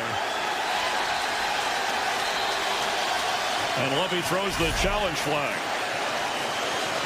He wasn't touched until after he slid. There's the point. I mean, and this is going to be a touchdown, I think, Chris, because he was down, the knee was down. The runner was short, being challenged by Chicago. He was short, but he wasn't touched, I don't believe, as he pushed and rolled himself or kind of scooted himself into the end zone. And by the time Bobby Wagner got over there to touch him, let's see. Ruled no touchdown, but it's being challenged.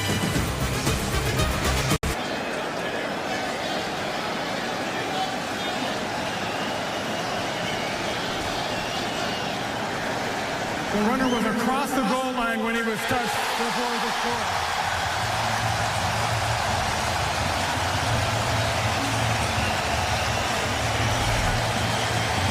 And here it is. I mean, you can see Wagner as he's about 3 yards away from Forte. Forte catches it clearly down before the goal line, but nobody touches him. Earl Thomas just steps over him.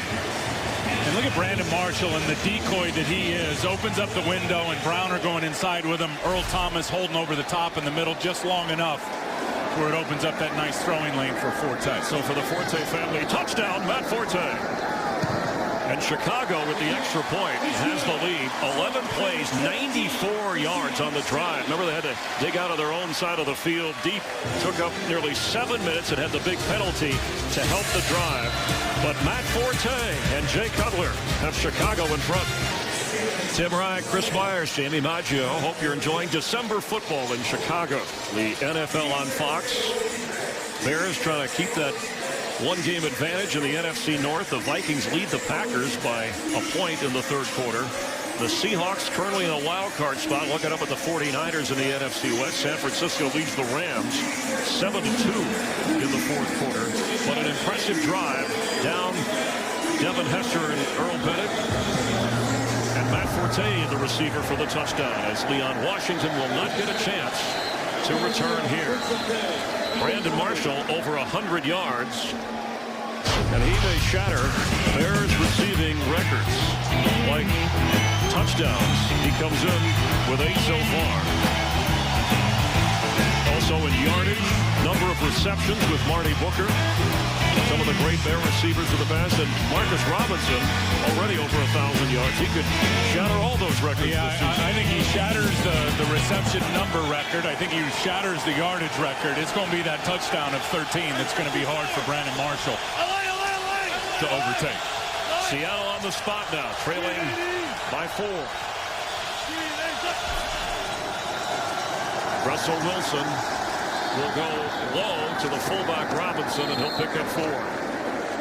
It looked like Seattle's defense had the Bears stopped, but the late hit, the penalty advance. Well, the Bruce Irvin face mask was the big one, hands to the face. And remember that? Yes. And then the branch piling on the quarterback as Jay Cutler slid. So 2 key penalties that really hurt Seattle. And then the prayer throw from Cutler to Brandon Marshall. I mean, as I said earlier, if you're those corners, Richard Sherman, Brandon Browner, you better stick to your guy, because Cutler's lively arm, that play's alive till the whistle blows. Green 80. Green 80. Wilson in trouble. Thrown down by Stephen Paya. As Brian Urlacher said, our spy is our 4 guys up front. Absolutely, and I'm telling you, it's good coverage down the field by the Bears on defense. Here, Tim Jennings on Golden Tate. Locked up, not a lot of area to operate. Sidney Rice, 2 linebackers underneath, the safety over the top. Tell you who really started that sack, though, Henry Melton. Terrific rush. Forced Wilson out, and then Paya cleaned him up.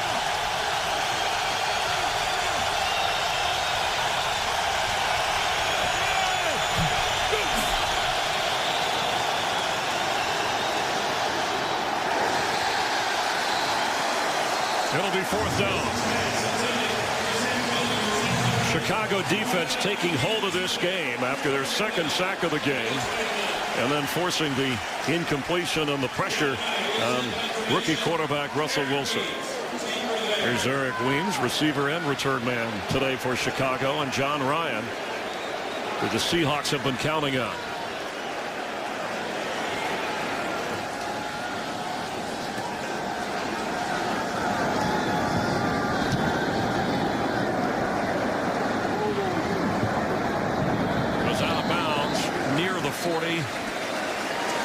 That's where the Bears will take over on offense. They have a 4-point lead, but their defense is making it difficult on the visiting Seahawks.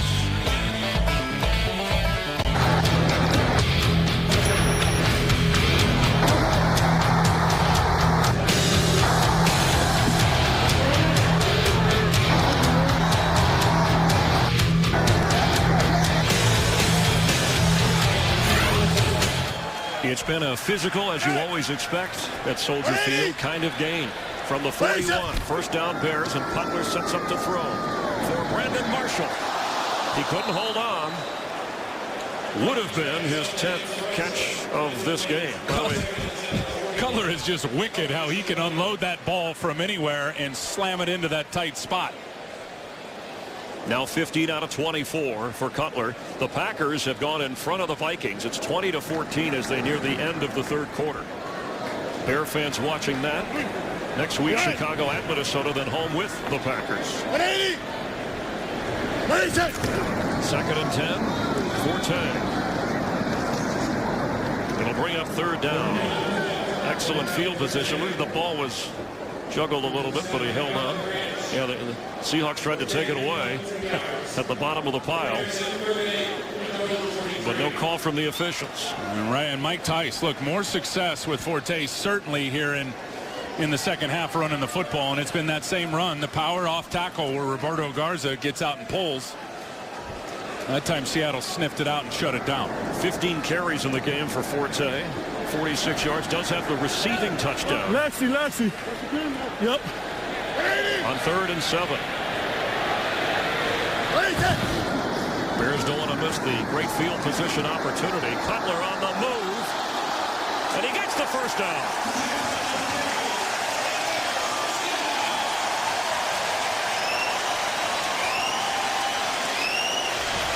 Now they're running double coverage on Brandon Marshall with a linebacker and with the corner when he's in those tight splits. It's these 2 guys, Bobby Wagner and the slot corner out there, Walter Thurman. But Earl Thomas is going to be embarrassed when he sees this. Jake Cutler just shakes him right down. That is a huge 1st down for Cutler with his legs. 50-50. 180.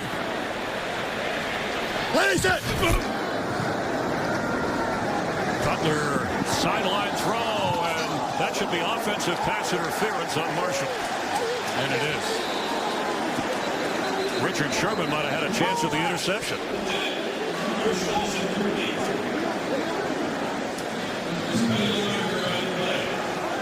Pass interference. Offense number 15. 10-yard penalty. Still 1st down.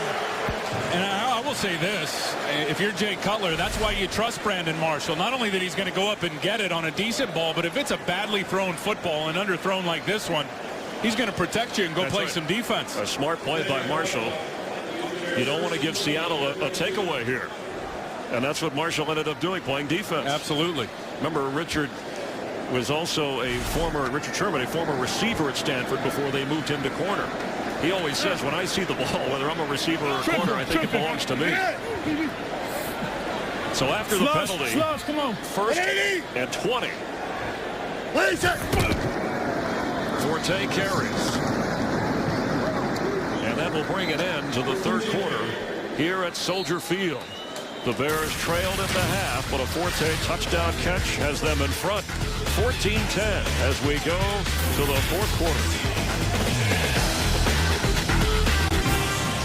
6-5 Seahawks. Pete Carroll. Last two games on the road at Miami and Detroit. Fourth quarter, his defense did not do its part, and leads have slipped away. Now, that's the question to me. Even playing from a trail position here, down by 4, can they step it up and change their fortunes? Last two road games, Chris, they've given up 17 points in the fourth quarter in each of those games defensively. 2nd and 19 for Jay Cutler from the Bear 43.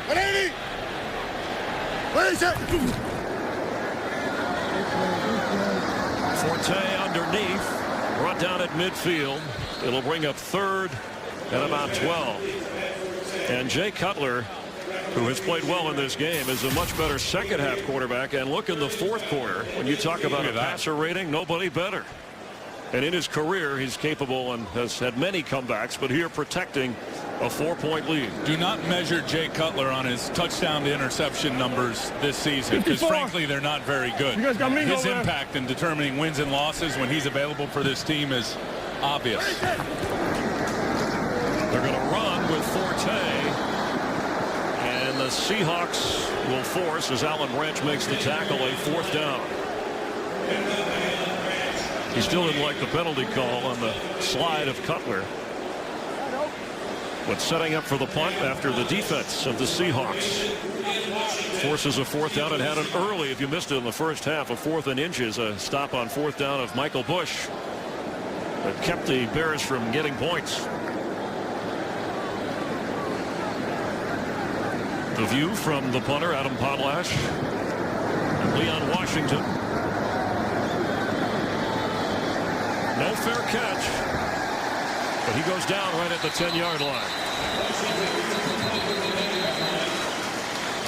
A 40-yard punt without a return. 24-year-old rookie Russell Wilson, who's played on this field when he was at Wisconsin, will lead Seattle in a moment. By Samsung Galaxy Note 2. The next big thing is here. By Bud Light, the official beer of NFL fans. Here we go. And by Burger King. Come celebrate 55 years of the Whopper sandwich at Burger King, where taste is king.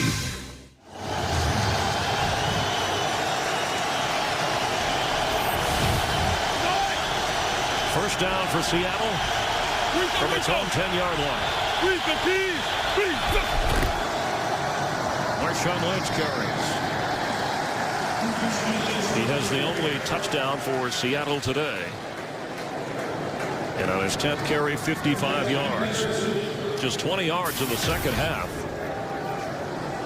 of offense for Seattle. They haven't had the ball much.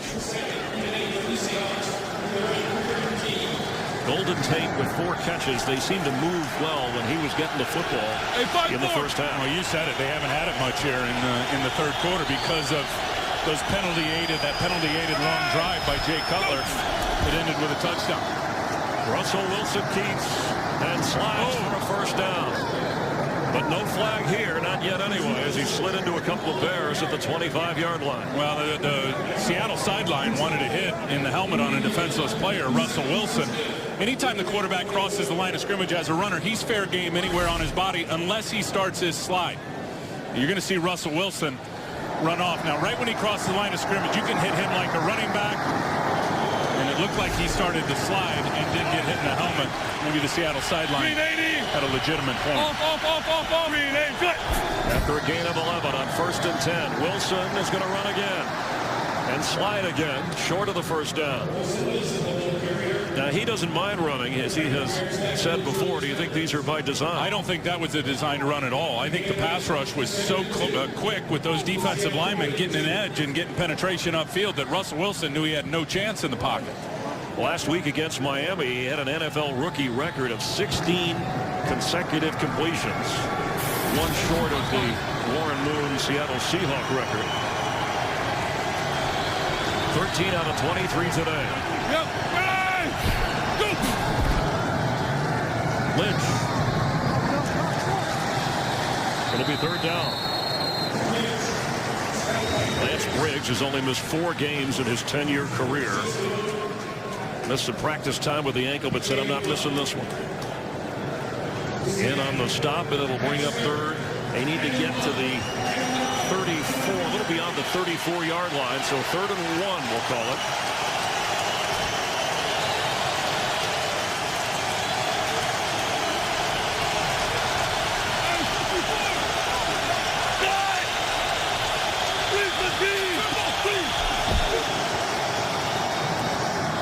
The fullback, Michael Robinson. Seattle with a fresh set of downs and still some pushing and shoving going on in and around the football. I'll tell you, Michael Robinson has been a nice weapon for Seattle over the last couple of years. And the unsung hero, they're going to turn and hand him the ball here. Look at the offensive line, they'll get good push. I mean, that's really the key. You see all those white jerseys going forward and all the dark jerseys going backwards. Michael Robinson's a nice player here for Seattle, highly valued. Marshawn Lynch on first down with nowhere to go. A swarm of Bears. Negative yardage when he carried last week. Hurt Seattle in a number of situations.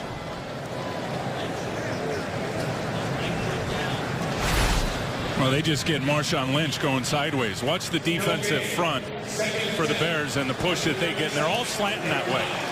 I mean, it started with Shea McClellan out on the edge at right end, slanting to the right. All the other D linemen followed suit.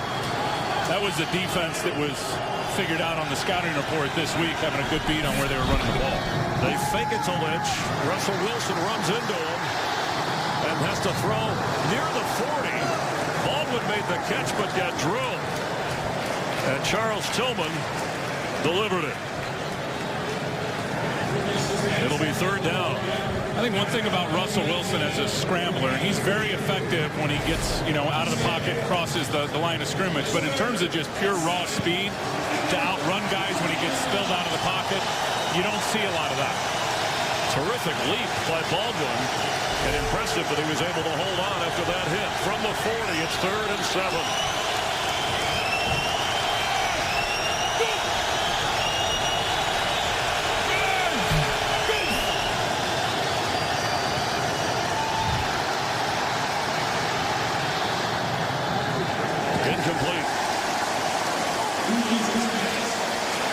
They were ready for the scrambling of Russell Wilson on that play, and the Bears force a 4th down punt attempt.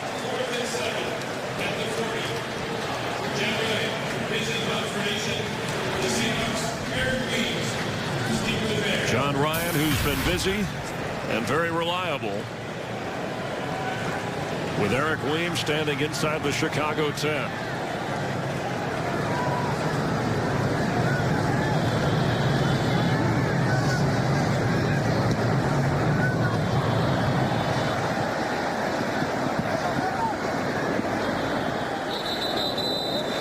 Beyond the 20-yard line where the Bears will take over on offense.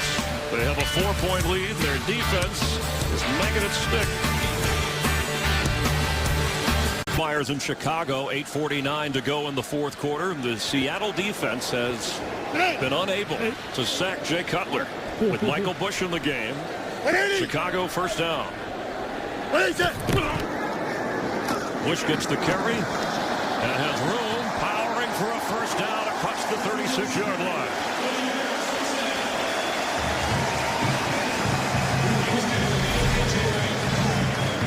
You see old Power getting both guards out in front, and then watch him run through Bobby Wagner. I mean, if you're tackling that 245-pound beast, Michael Bush, and you're Bobby Wagner, you better try to get your head in front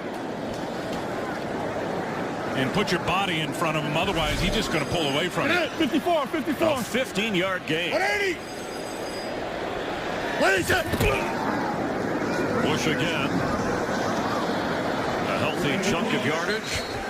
Let's get a game break and check in with Los Angeles. Well, after going 10 of 21 with 3 picks against the Cardinals, Mark Sanchez has been benched. In comes Greg McElroy. First possession, releasing to a touchdown. 1-yarder to Jeff Cumberland. 7-3 Jets up in the 4th quarter. Christian Tim McElroy, the number 2 quarterback, because Tim Tebow is inactive today due to injured ribs.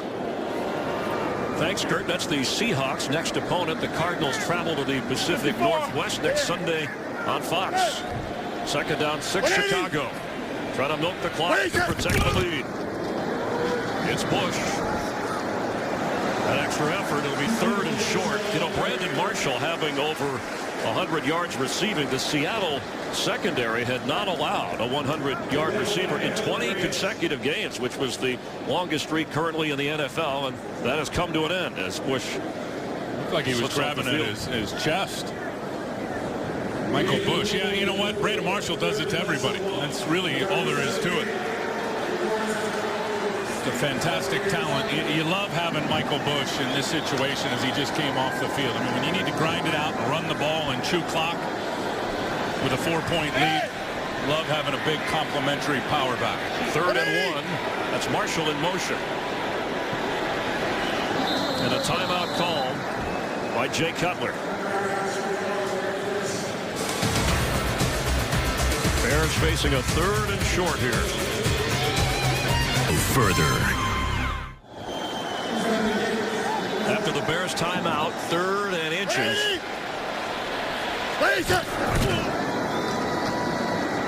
Matt Forte. First down, Chicago. I mentioned a game of inches, and Tim, it's been that kind of a game in a number of different ways. The touchdown ruled and then overruled, taken away from Edwards. Earl Bennett's miss on the long pass, the fourth down gamble. Marshall held from short of the first down and missing, that's more than inches, and then moments ago on a key third down to keep the ball and keep the clock running, Forte. A great block by Evan Rodriguez out there on the side. The rookie fullback from Temple. Smashing down the edge and opening it up for Forte. An intense look from the 44 of Seattle.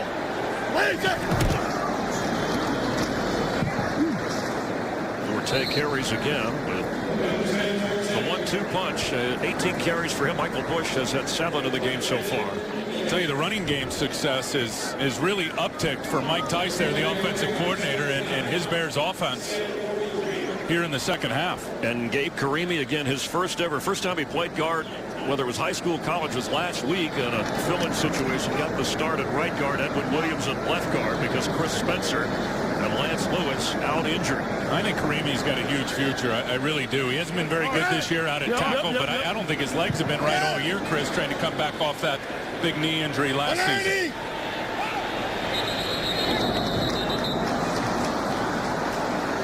Somebody move for Chicago. Ball start.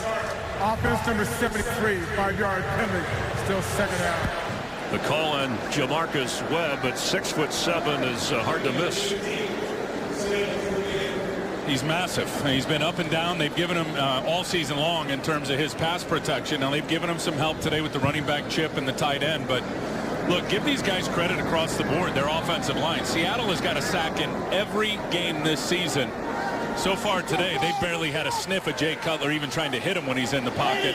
Credit to the O-line. Second and 14. The ball's bobbled. Cutler picks it up and goes down. Bobby Wagner tackled him, but quick recovery by Cutler. It'll be third down. And he just dropped it as he's turning around to do a play action fake right there. He looked like he was going to hand it off to Evan Rodriguez. Either that or he put it out for the fake, and Rodriguez ran right into it and knocked the ball out. Seattle does not have a takeaway. Seahawks use a timeout. Bears facing a third down.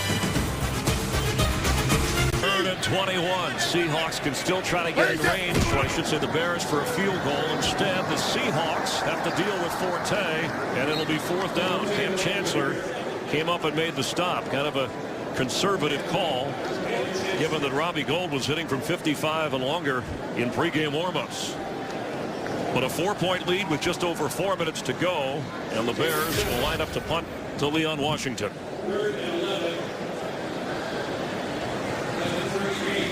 Golden Tate has also dropped back. Not as deep as Leon Washington. To try and maybe protect the sideline from Adam Potlatch.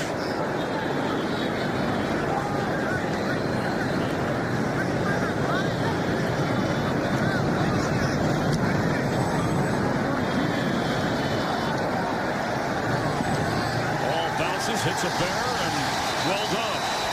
What a great job by Zach Bowman. Not exactly maybe how you planned it, but it accomplished what the Bears needed to get accomplished. It really saves him about 18 net yards here. Watch Bowman, doesn't even see the ball. Now he does, locates it, bounces right in front of him. And again, the Bears have had one of those days where the ball has really bounced in their favor today. Went right into his hands, and he was able to down it. He's helped down it inside the 2-yard line. Second best in the league when it comes to kick coverage, week in, week out, year in and year out. Dave Tome's special teams units, excellent on kick coverage. 2 timeouts for Seattle. From the Seahawks 3-yard line.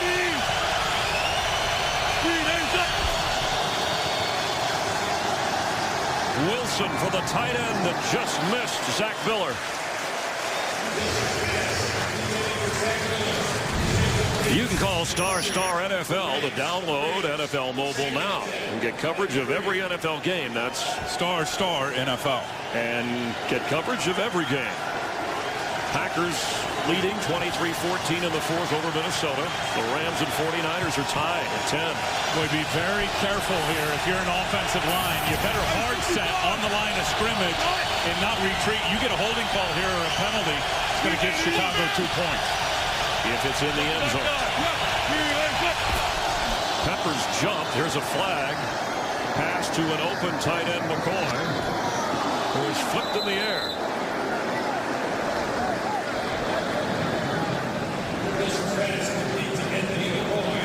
Love the hard count tactic down inside the 5-yard line. The risk is worth the reward. Offside defense in the neutral zone. Penalty is declined. Play result, first down. So good effort from Anthony McCoy. Here's Julius Peppers right here on the end of the line. Clearly in the neutral zone when that ball was snapped. After a gain of 11, first and 10, Rod Marinelli wants his defense to stay on their side of the field till that ball gets snapped. And his expertise is on the D-line. He is hot.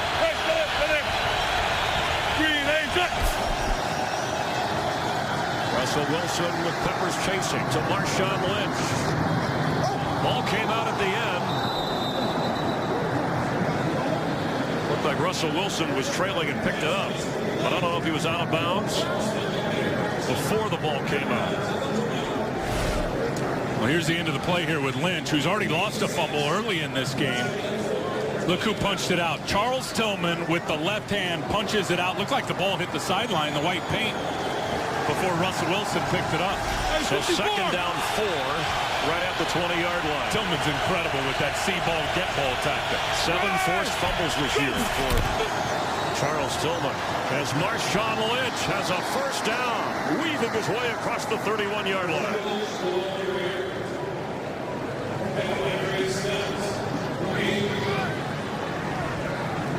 A 12-yard run for the guy who takes pride in being called a smash mouth runner. They go without a huddle, nearing the 2-minute warning.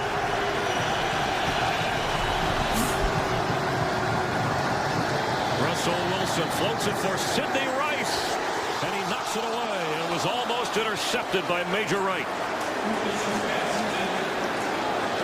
And Russell Wilson threw that as some Chicago Bears were getting ready to smash him. And he just puts it up in the air versus that 2 deep coverage, 2 deep safeties. Sidney Rice trying to split him, and he just ends up playing good defense on Major Wright. Trying to rip at that arm. That should have been picked. Major Wright should have caught that. From the 32 of Seattle. Could have been a game ender for the Chicago defense.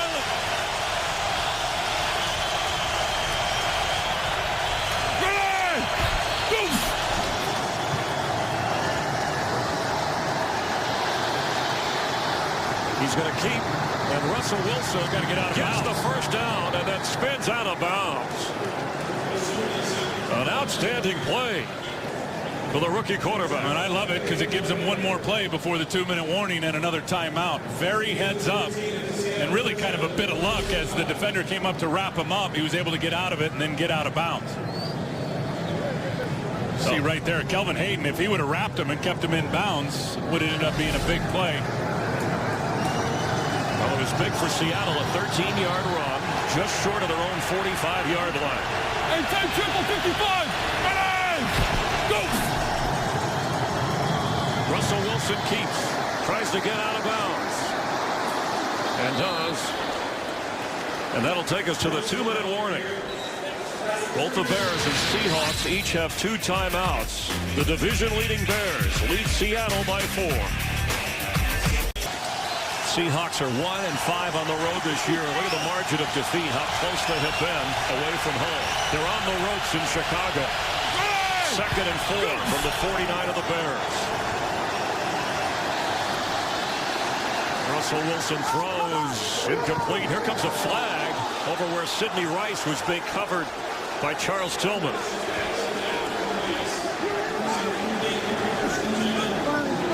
And Russell Wilson, to me, looked like he was still in the pocket, if not certainly right on the verge of it, as Tillman was pushing on Sidney Rice. There was no foul for illegal contact. The quarterback was out of the pocket. They were down. And the pocket is the outside leg of the offensive tackle is what really identifies the pocket. Facing a 3rd and 4. 2 timeouts, and it's 4-down territory.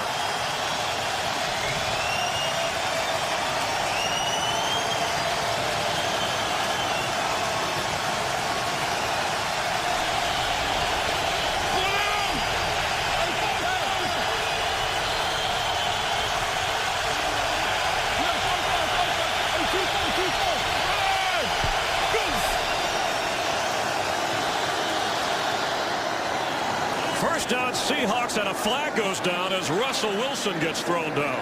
Henry Melton just blasted him. Holding, offense number 76. 5-yard penalty, still 3rd down. Russell Okun called for the penalty. Pete is saying, did you see what happened to Russell Wilson? Unbelievable. Pete Carroll, his personality always percolating, but even more so in this game. And you can see Okung right there to the left with his hand draped around Henry Melton. So now it's 3rd and 14. Oh, the old D-line coach and Rod Marinelli loves this. A chance for his defensive line to win this game. They have 2 downs to do it.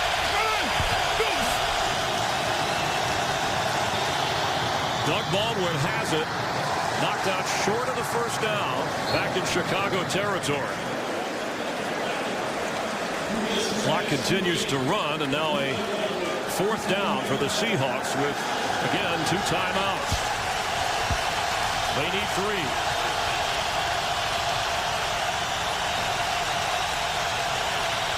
You got Doug Baldwin again at the bottom of your screen.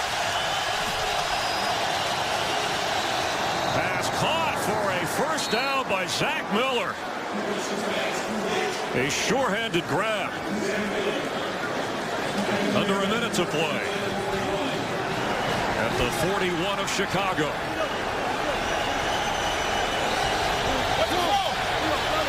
Each team with 2 timeouts. Seattle wasting valuable time here.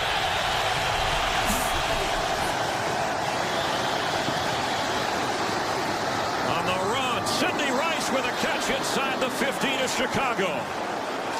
He's got to get up and call that timeout. Pete Carroll came running down the sideline. Seattle will have 1 timeout remaining. A 30-second timeout. Ron Marinelli, the defensive coordinator, just sick that the pocket keeps breaking down in terms of the pass rush. Israel Adonijah takes an inside rush that time, opens up the door right there for Russell Wilson, who's got a good sight line and finds Sidney Rice. A 26-yard gain, but Russell Wilson, rookie quarterback, calm in these situations. He said this week he'd rather play in a close game than a blowout. He's in a close game. Timeout, timeout. Look at Pete yelling, timeout, timeout. It'll be 1st and 10 from the Chicago 14-yard line. Lovie Smith said it's December. The playoffs have started now for the Bears. And Pete Carroll mentioned that if the postseason did start today, the Seahawks, this would be a first-round matchup. They'd be on the road in Chicago. 32 seconds left. One timeout, Seattle. Give Russell Wilson a lot of credit, Chris. This is the 12th play of this drive.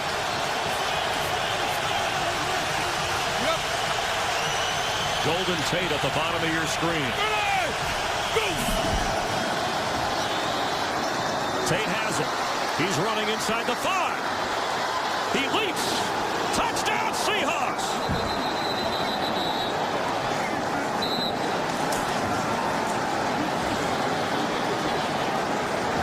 Moving on the field is a touchdown.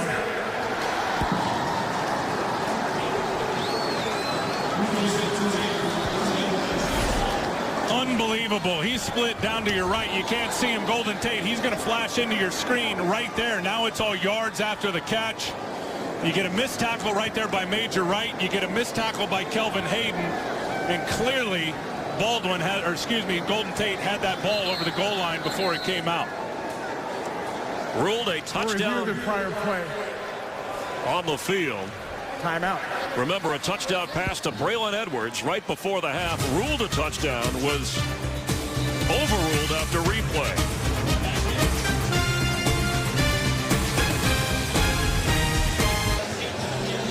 .24 seconds to go. Russell Wilson to Golden Tate, who had to run 10 yards to get into the end zone. Ruled a touchdown on the field, being checked upstairs on the replay. And I think it will be a touchdown, and it'll stand. Here comes Mike Carey now. About the 3 broken tackles by Golden Tate. After review, the ruling on the field is confirmed. It's a score. The runner was airborne when the ball block broke the plane. Russell Wilson, against Lovie Smith's defense, drove his team 97 yards. Missed tackle. Missed tackle. Missed tackle. Shea McClellan up top, and there's the touchdown. And now the extra point to give Seattle a 3-point lead. Russell Wilson with his 3rd chance to get a comeback in this, his rookie season. The only other road win was at Carolina. But Golden Tate, who runs well after the catch. And he wasn't earlier in the year, which ends up being really a huge story in their success over the last several games. He is upticked in a big way, getting extra yards after he catches the football. Look, if you're the Bears defensively, it's how you wanted it. Make them throw it up in front of you, come up and make the tackle. They were unable to do that.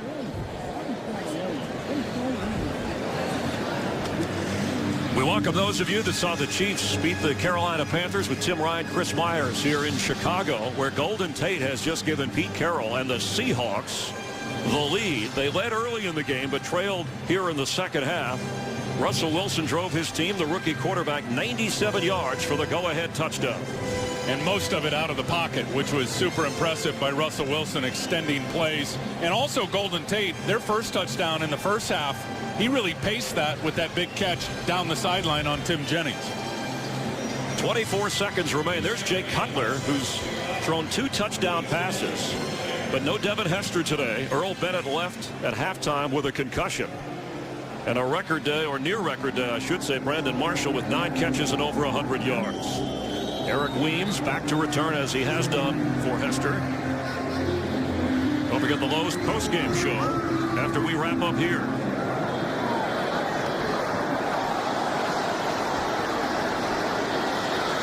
And Weems at the 14-yard line with 20 seconds to play, as Cutler will lead the offense. This was moments ago, trailing by 4. They converted an earlier 4th down, and then Russell Wilson's toss to Golden Tate to give Seattle the 17-14 lead. We welcome those of you who have just joined us from the Green Bay win over the Vikings, 23-14. And I know Packer fans care about this because they started the day a game behind the Bears in the NFC North. 2 timeouts for Chicago. Cutler's going to heave it. And there's Brandon Marshall. He gets out of bounds. 9 seconds to play.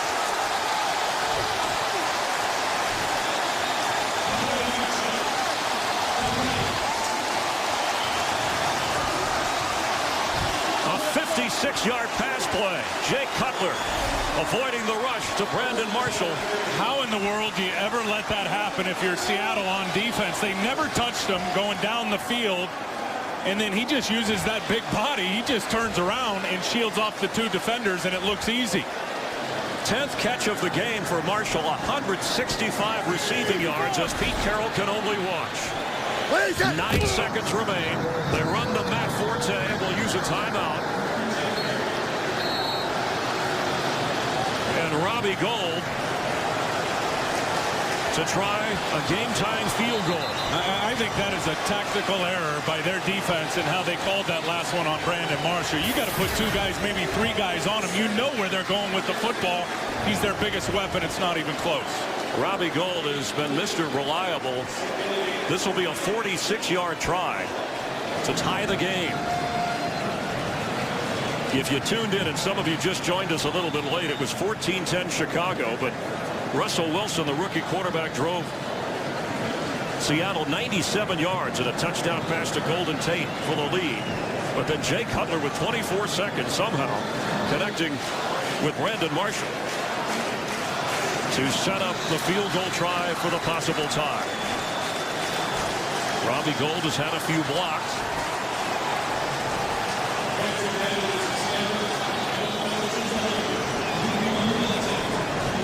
Adam Polish, the holder.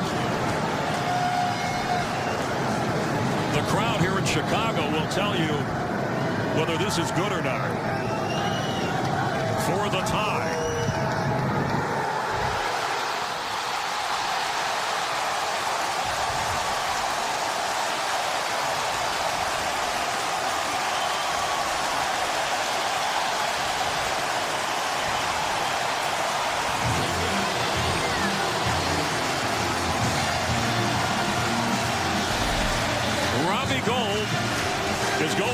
Good snap, good hold, good kick. Field held up. Robbie Gould can't blame the field conditions on anything, good or bad.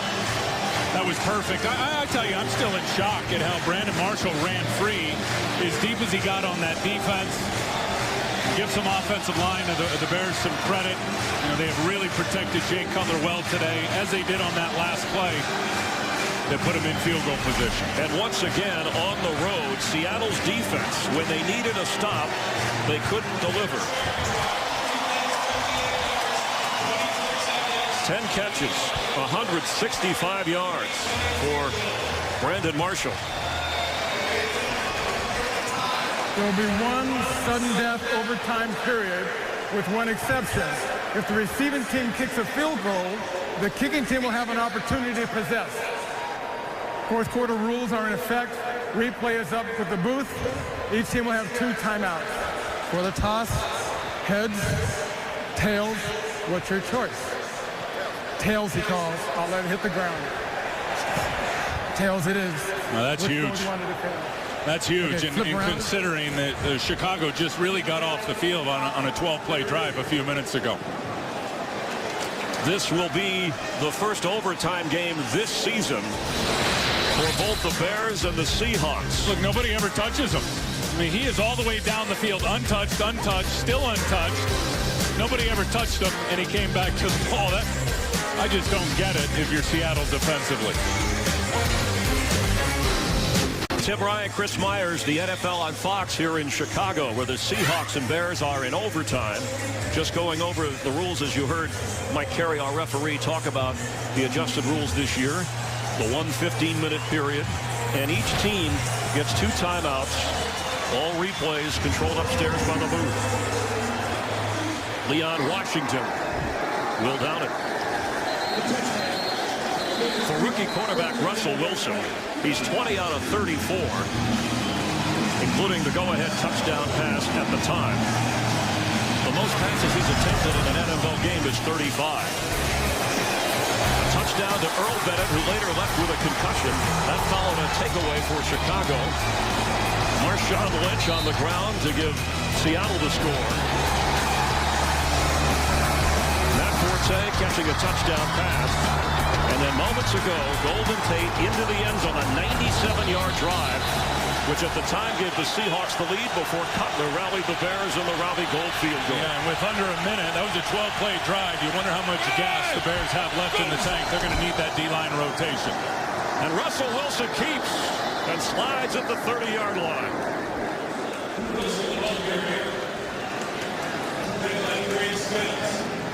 We've seen Russell Wilson and Jay Cutler use their legs quite a bit today to shake up these defenses. Two of the NFL's top 3 defenses coming into play. It is a first down from the Seattle 30. And if I'm Seattle, Darrell Bevell offensively, look, your run game's wide open still here in this overtime period. But when I'm throwing it, I'm moving Russell Wilson outside the pocket. His ability or inability to throw from inside the pocket has not been good today. Gould and Tate at the top of your screen as they run to Marshawn Lynch, who's up just short of the 45-yard line. I think they're challenging the stamina of that Bears defense after that 12-play drive. We've seen a couple of linebackers, the first read zone play with Russell Wilson out on Briggs. Briggs was on the ground, and then the same thing here. You got a lot of Chicago Bears that are playing high and not making that initial stop at the line of scrimmage. You wonder how much gas they have left. First down from the 45 of Seattle. Lynch this time is bottled up.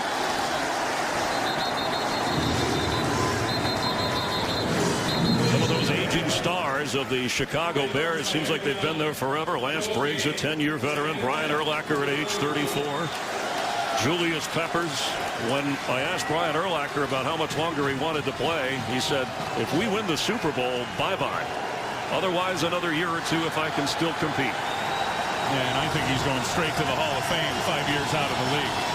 Brilliant career. Right now, he's just worried about keeping the Seahawks on their side of the field. Let's remember, Craig Stelz is out there at safety for Chris Conte, who was lost early in this game to illness.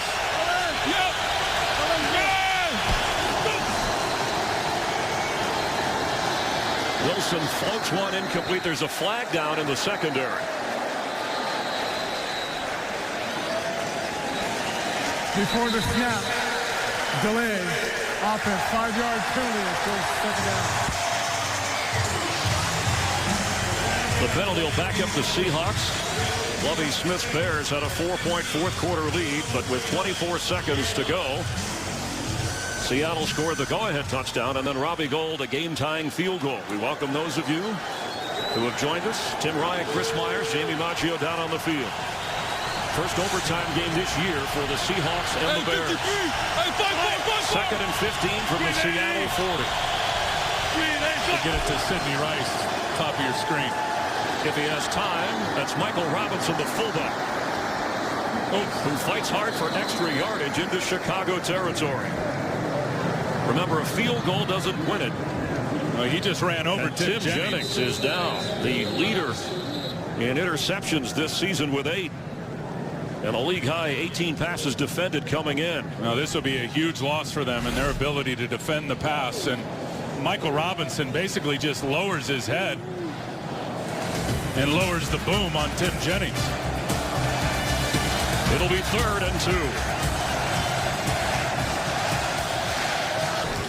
The 5'8" corner of the Bears, Tim Jennings, being helped up after the Michael Robinson play. Zach Bowman likely would come in as his replacement.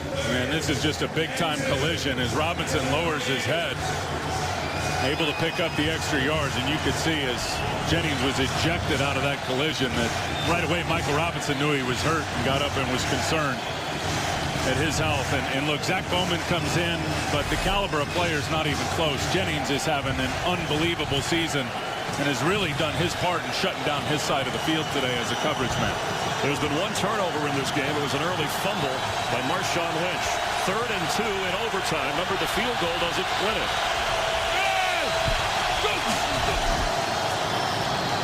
Russell Wilson has a first down.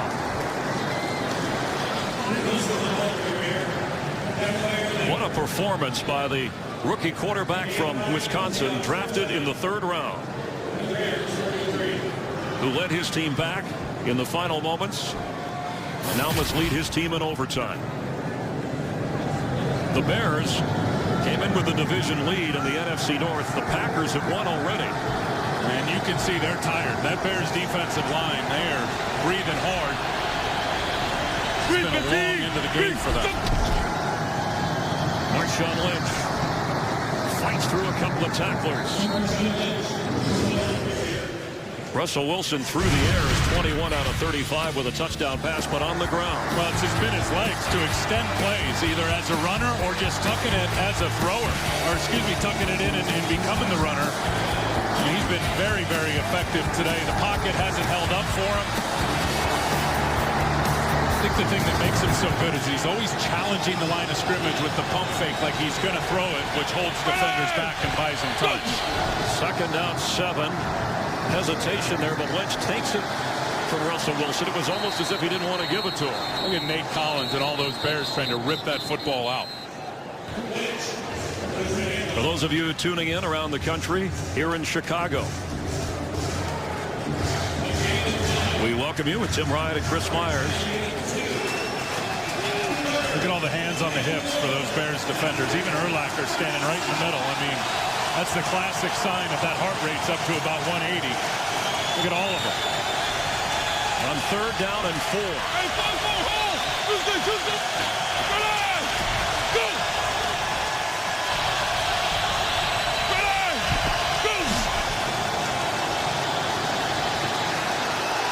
Wilson has room to run.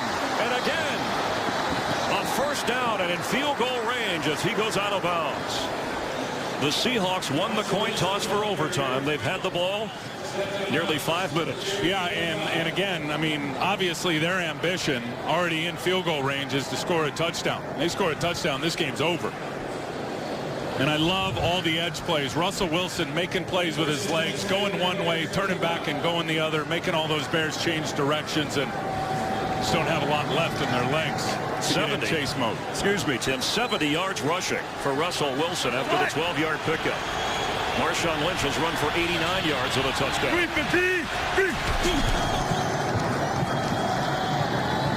Lynch getting a couple there.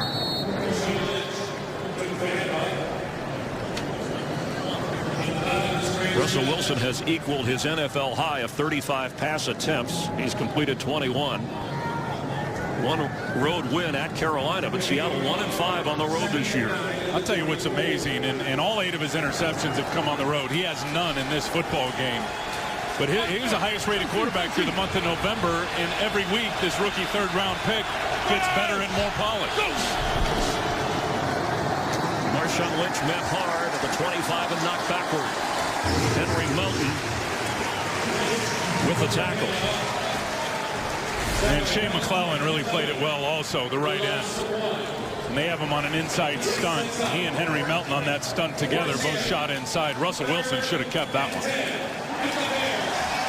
Remember, I repeat myself, new audiences are joining us, Tim, but with the overtime rules, the first possession here, a field goal does not end this game.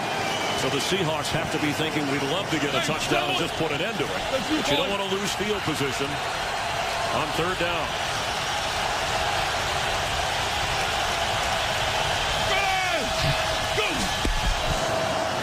Russell Wilson has it to his left. Throws, and sideline catch is made by Doug Baldwin for a Seahawk first down. Russell Wilson, so calm for a rookie, and said he lives for these situations. Well, the Bears really are scheming themselves right out of the inability, in my opinion, to close down the edge on Russell Wilson. They had all their defensive lines slanting inside that time. They were slanting left, and Russell Wilson was going to his left, the opposite direction, which bought him all that open space. Tim Jennings, they are x-raying him for a shoulder injury. You saw Brian Urlacher come off the field. Pete Carroll wants that play clock reset because of the Urlacher injury walking off the field. It is 1st and 10 Seahawks. Their opening possession of this overtime period. 25 seconds on the game clock. Start the play clock and the game clock on the wire. Doug Baldwin got away with a little bump there. But again, I just think the Bears are out of gas on that long drive at the end of the game. And you can just see a lot of guys are falling down and spending time on the ground. Can't make plays on the ground. Hey, touchy.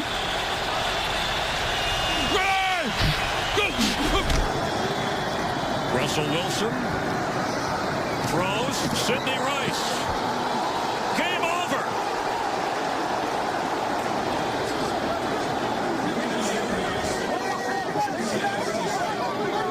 Russell Wilson to Sidney Rice. And Mike Carey saying we ruled it a touchdown on the field. Well, Sidney Rice just got absolutely blasted. I hope he's all right. If he had that ball in his hand as he crossed the goal line, this game is over. The ruling on the field is touchdown, but the health of Sidney Rice of primary concern. And he just got smashed by Major Wright.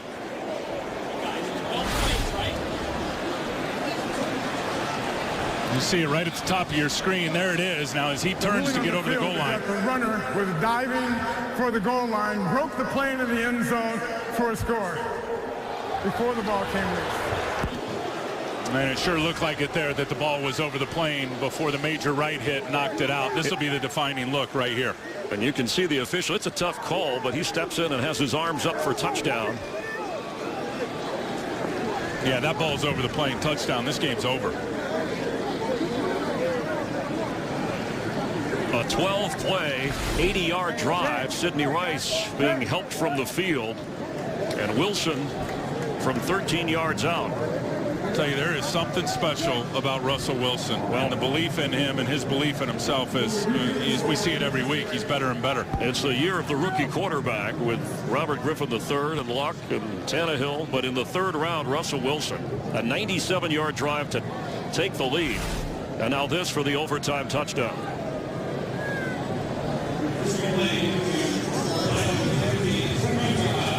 Mike Carey going to take a look.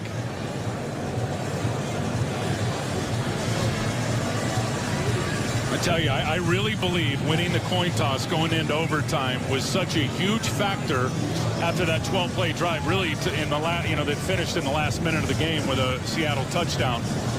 And then, of course, Chicago was able to come back with the deep one to Brandon Marshall. They kick a field goal, they tie it up. But the Bears losing the toss, having to go right back on the field and face a scrambling quarterback with all the keepers in the edge plays. I think it was pretty obvious they didn't have a lot of stamina left in their legs or their lungs.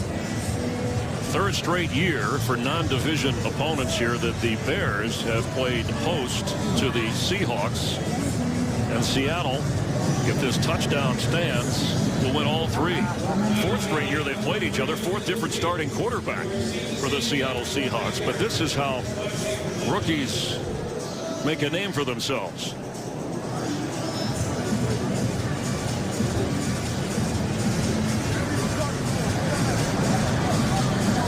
There was a play right before the half where Braylon Edwards was ruled a touchdown in the end zone for Seattle, but overturned when they said he didn't scoop it cleanly underneath, that it hit the ground. We have our rules analyst, Mike Pereira, former head of NFL officials, with Tim Ryan, Chris Myers, and Mike, if you could just give us your view of the touchdown to Sidney Rice.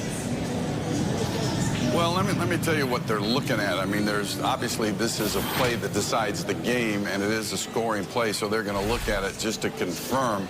But I think, you know, a couple things they're going to look at. Did the ball break the plane? There's no question about that. The one thing that they will look at, too, is was he going to the ground on his own? And if that is the case, without making a football move, then he's got to hold on to the ball. But remember what they said.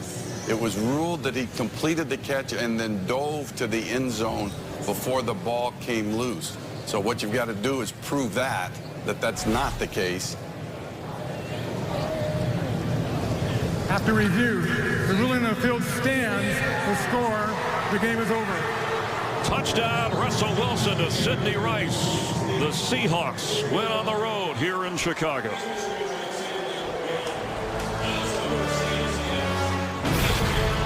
Russell Wilson, who celebrated his 24th birthday on Thursday, rallies the Seahawks and celebrates a victory at Soldier Field. We'll have more from Chicago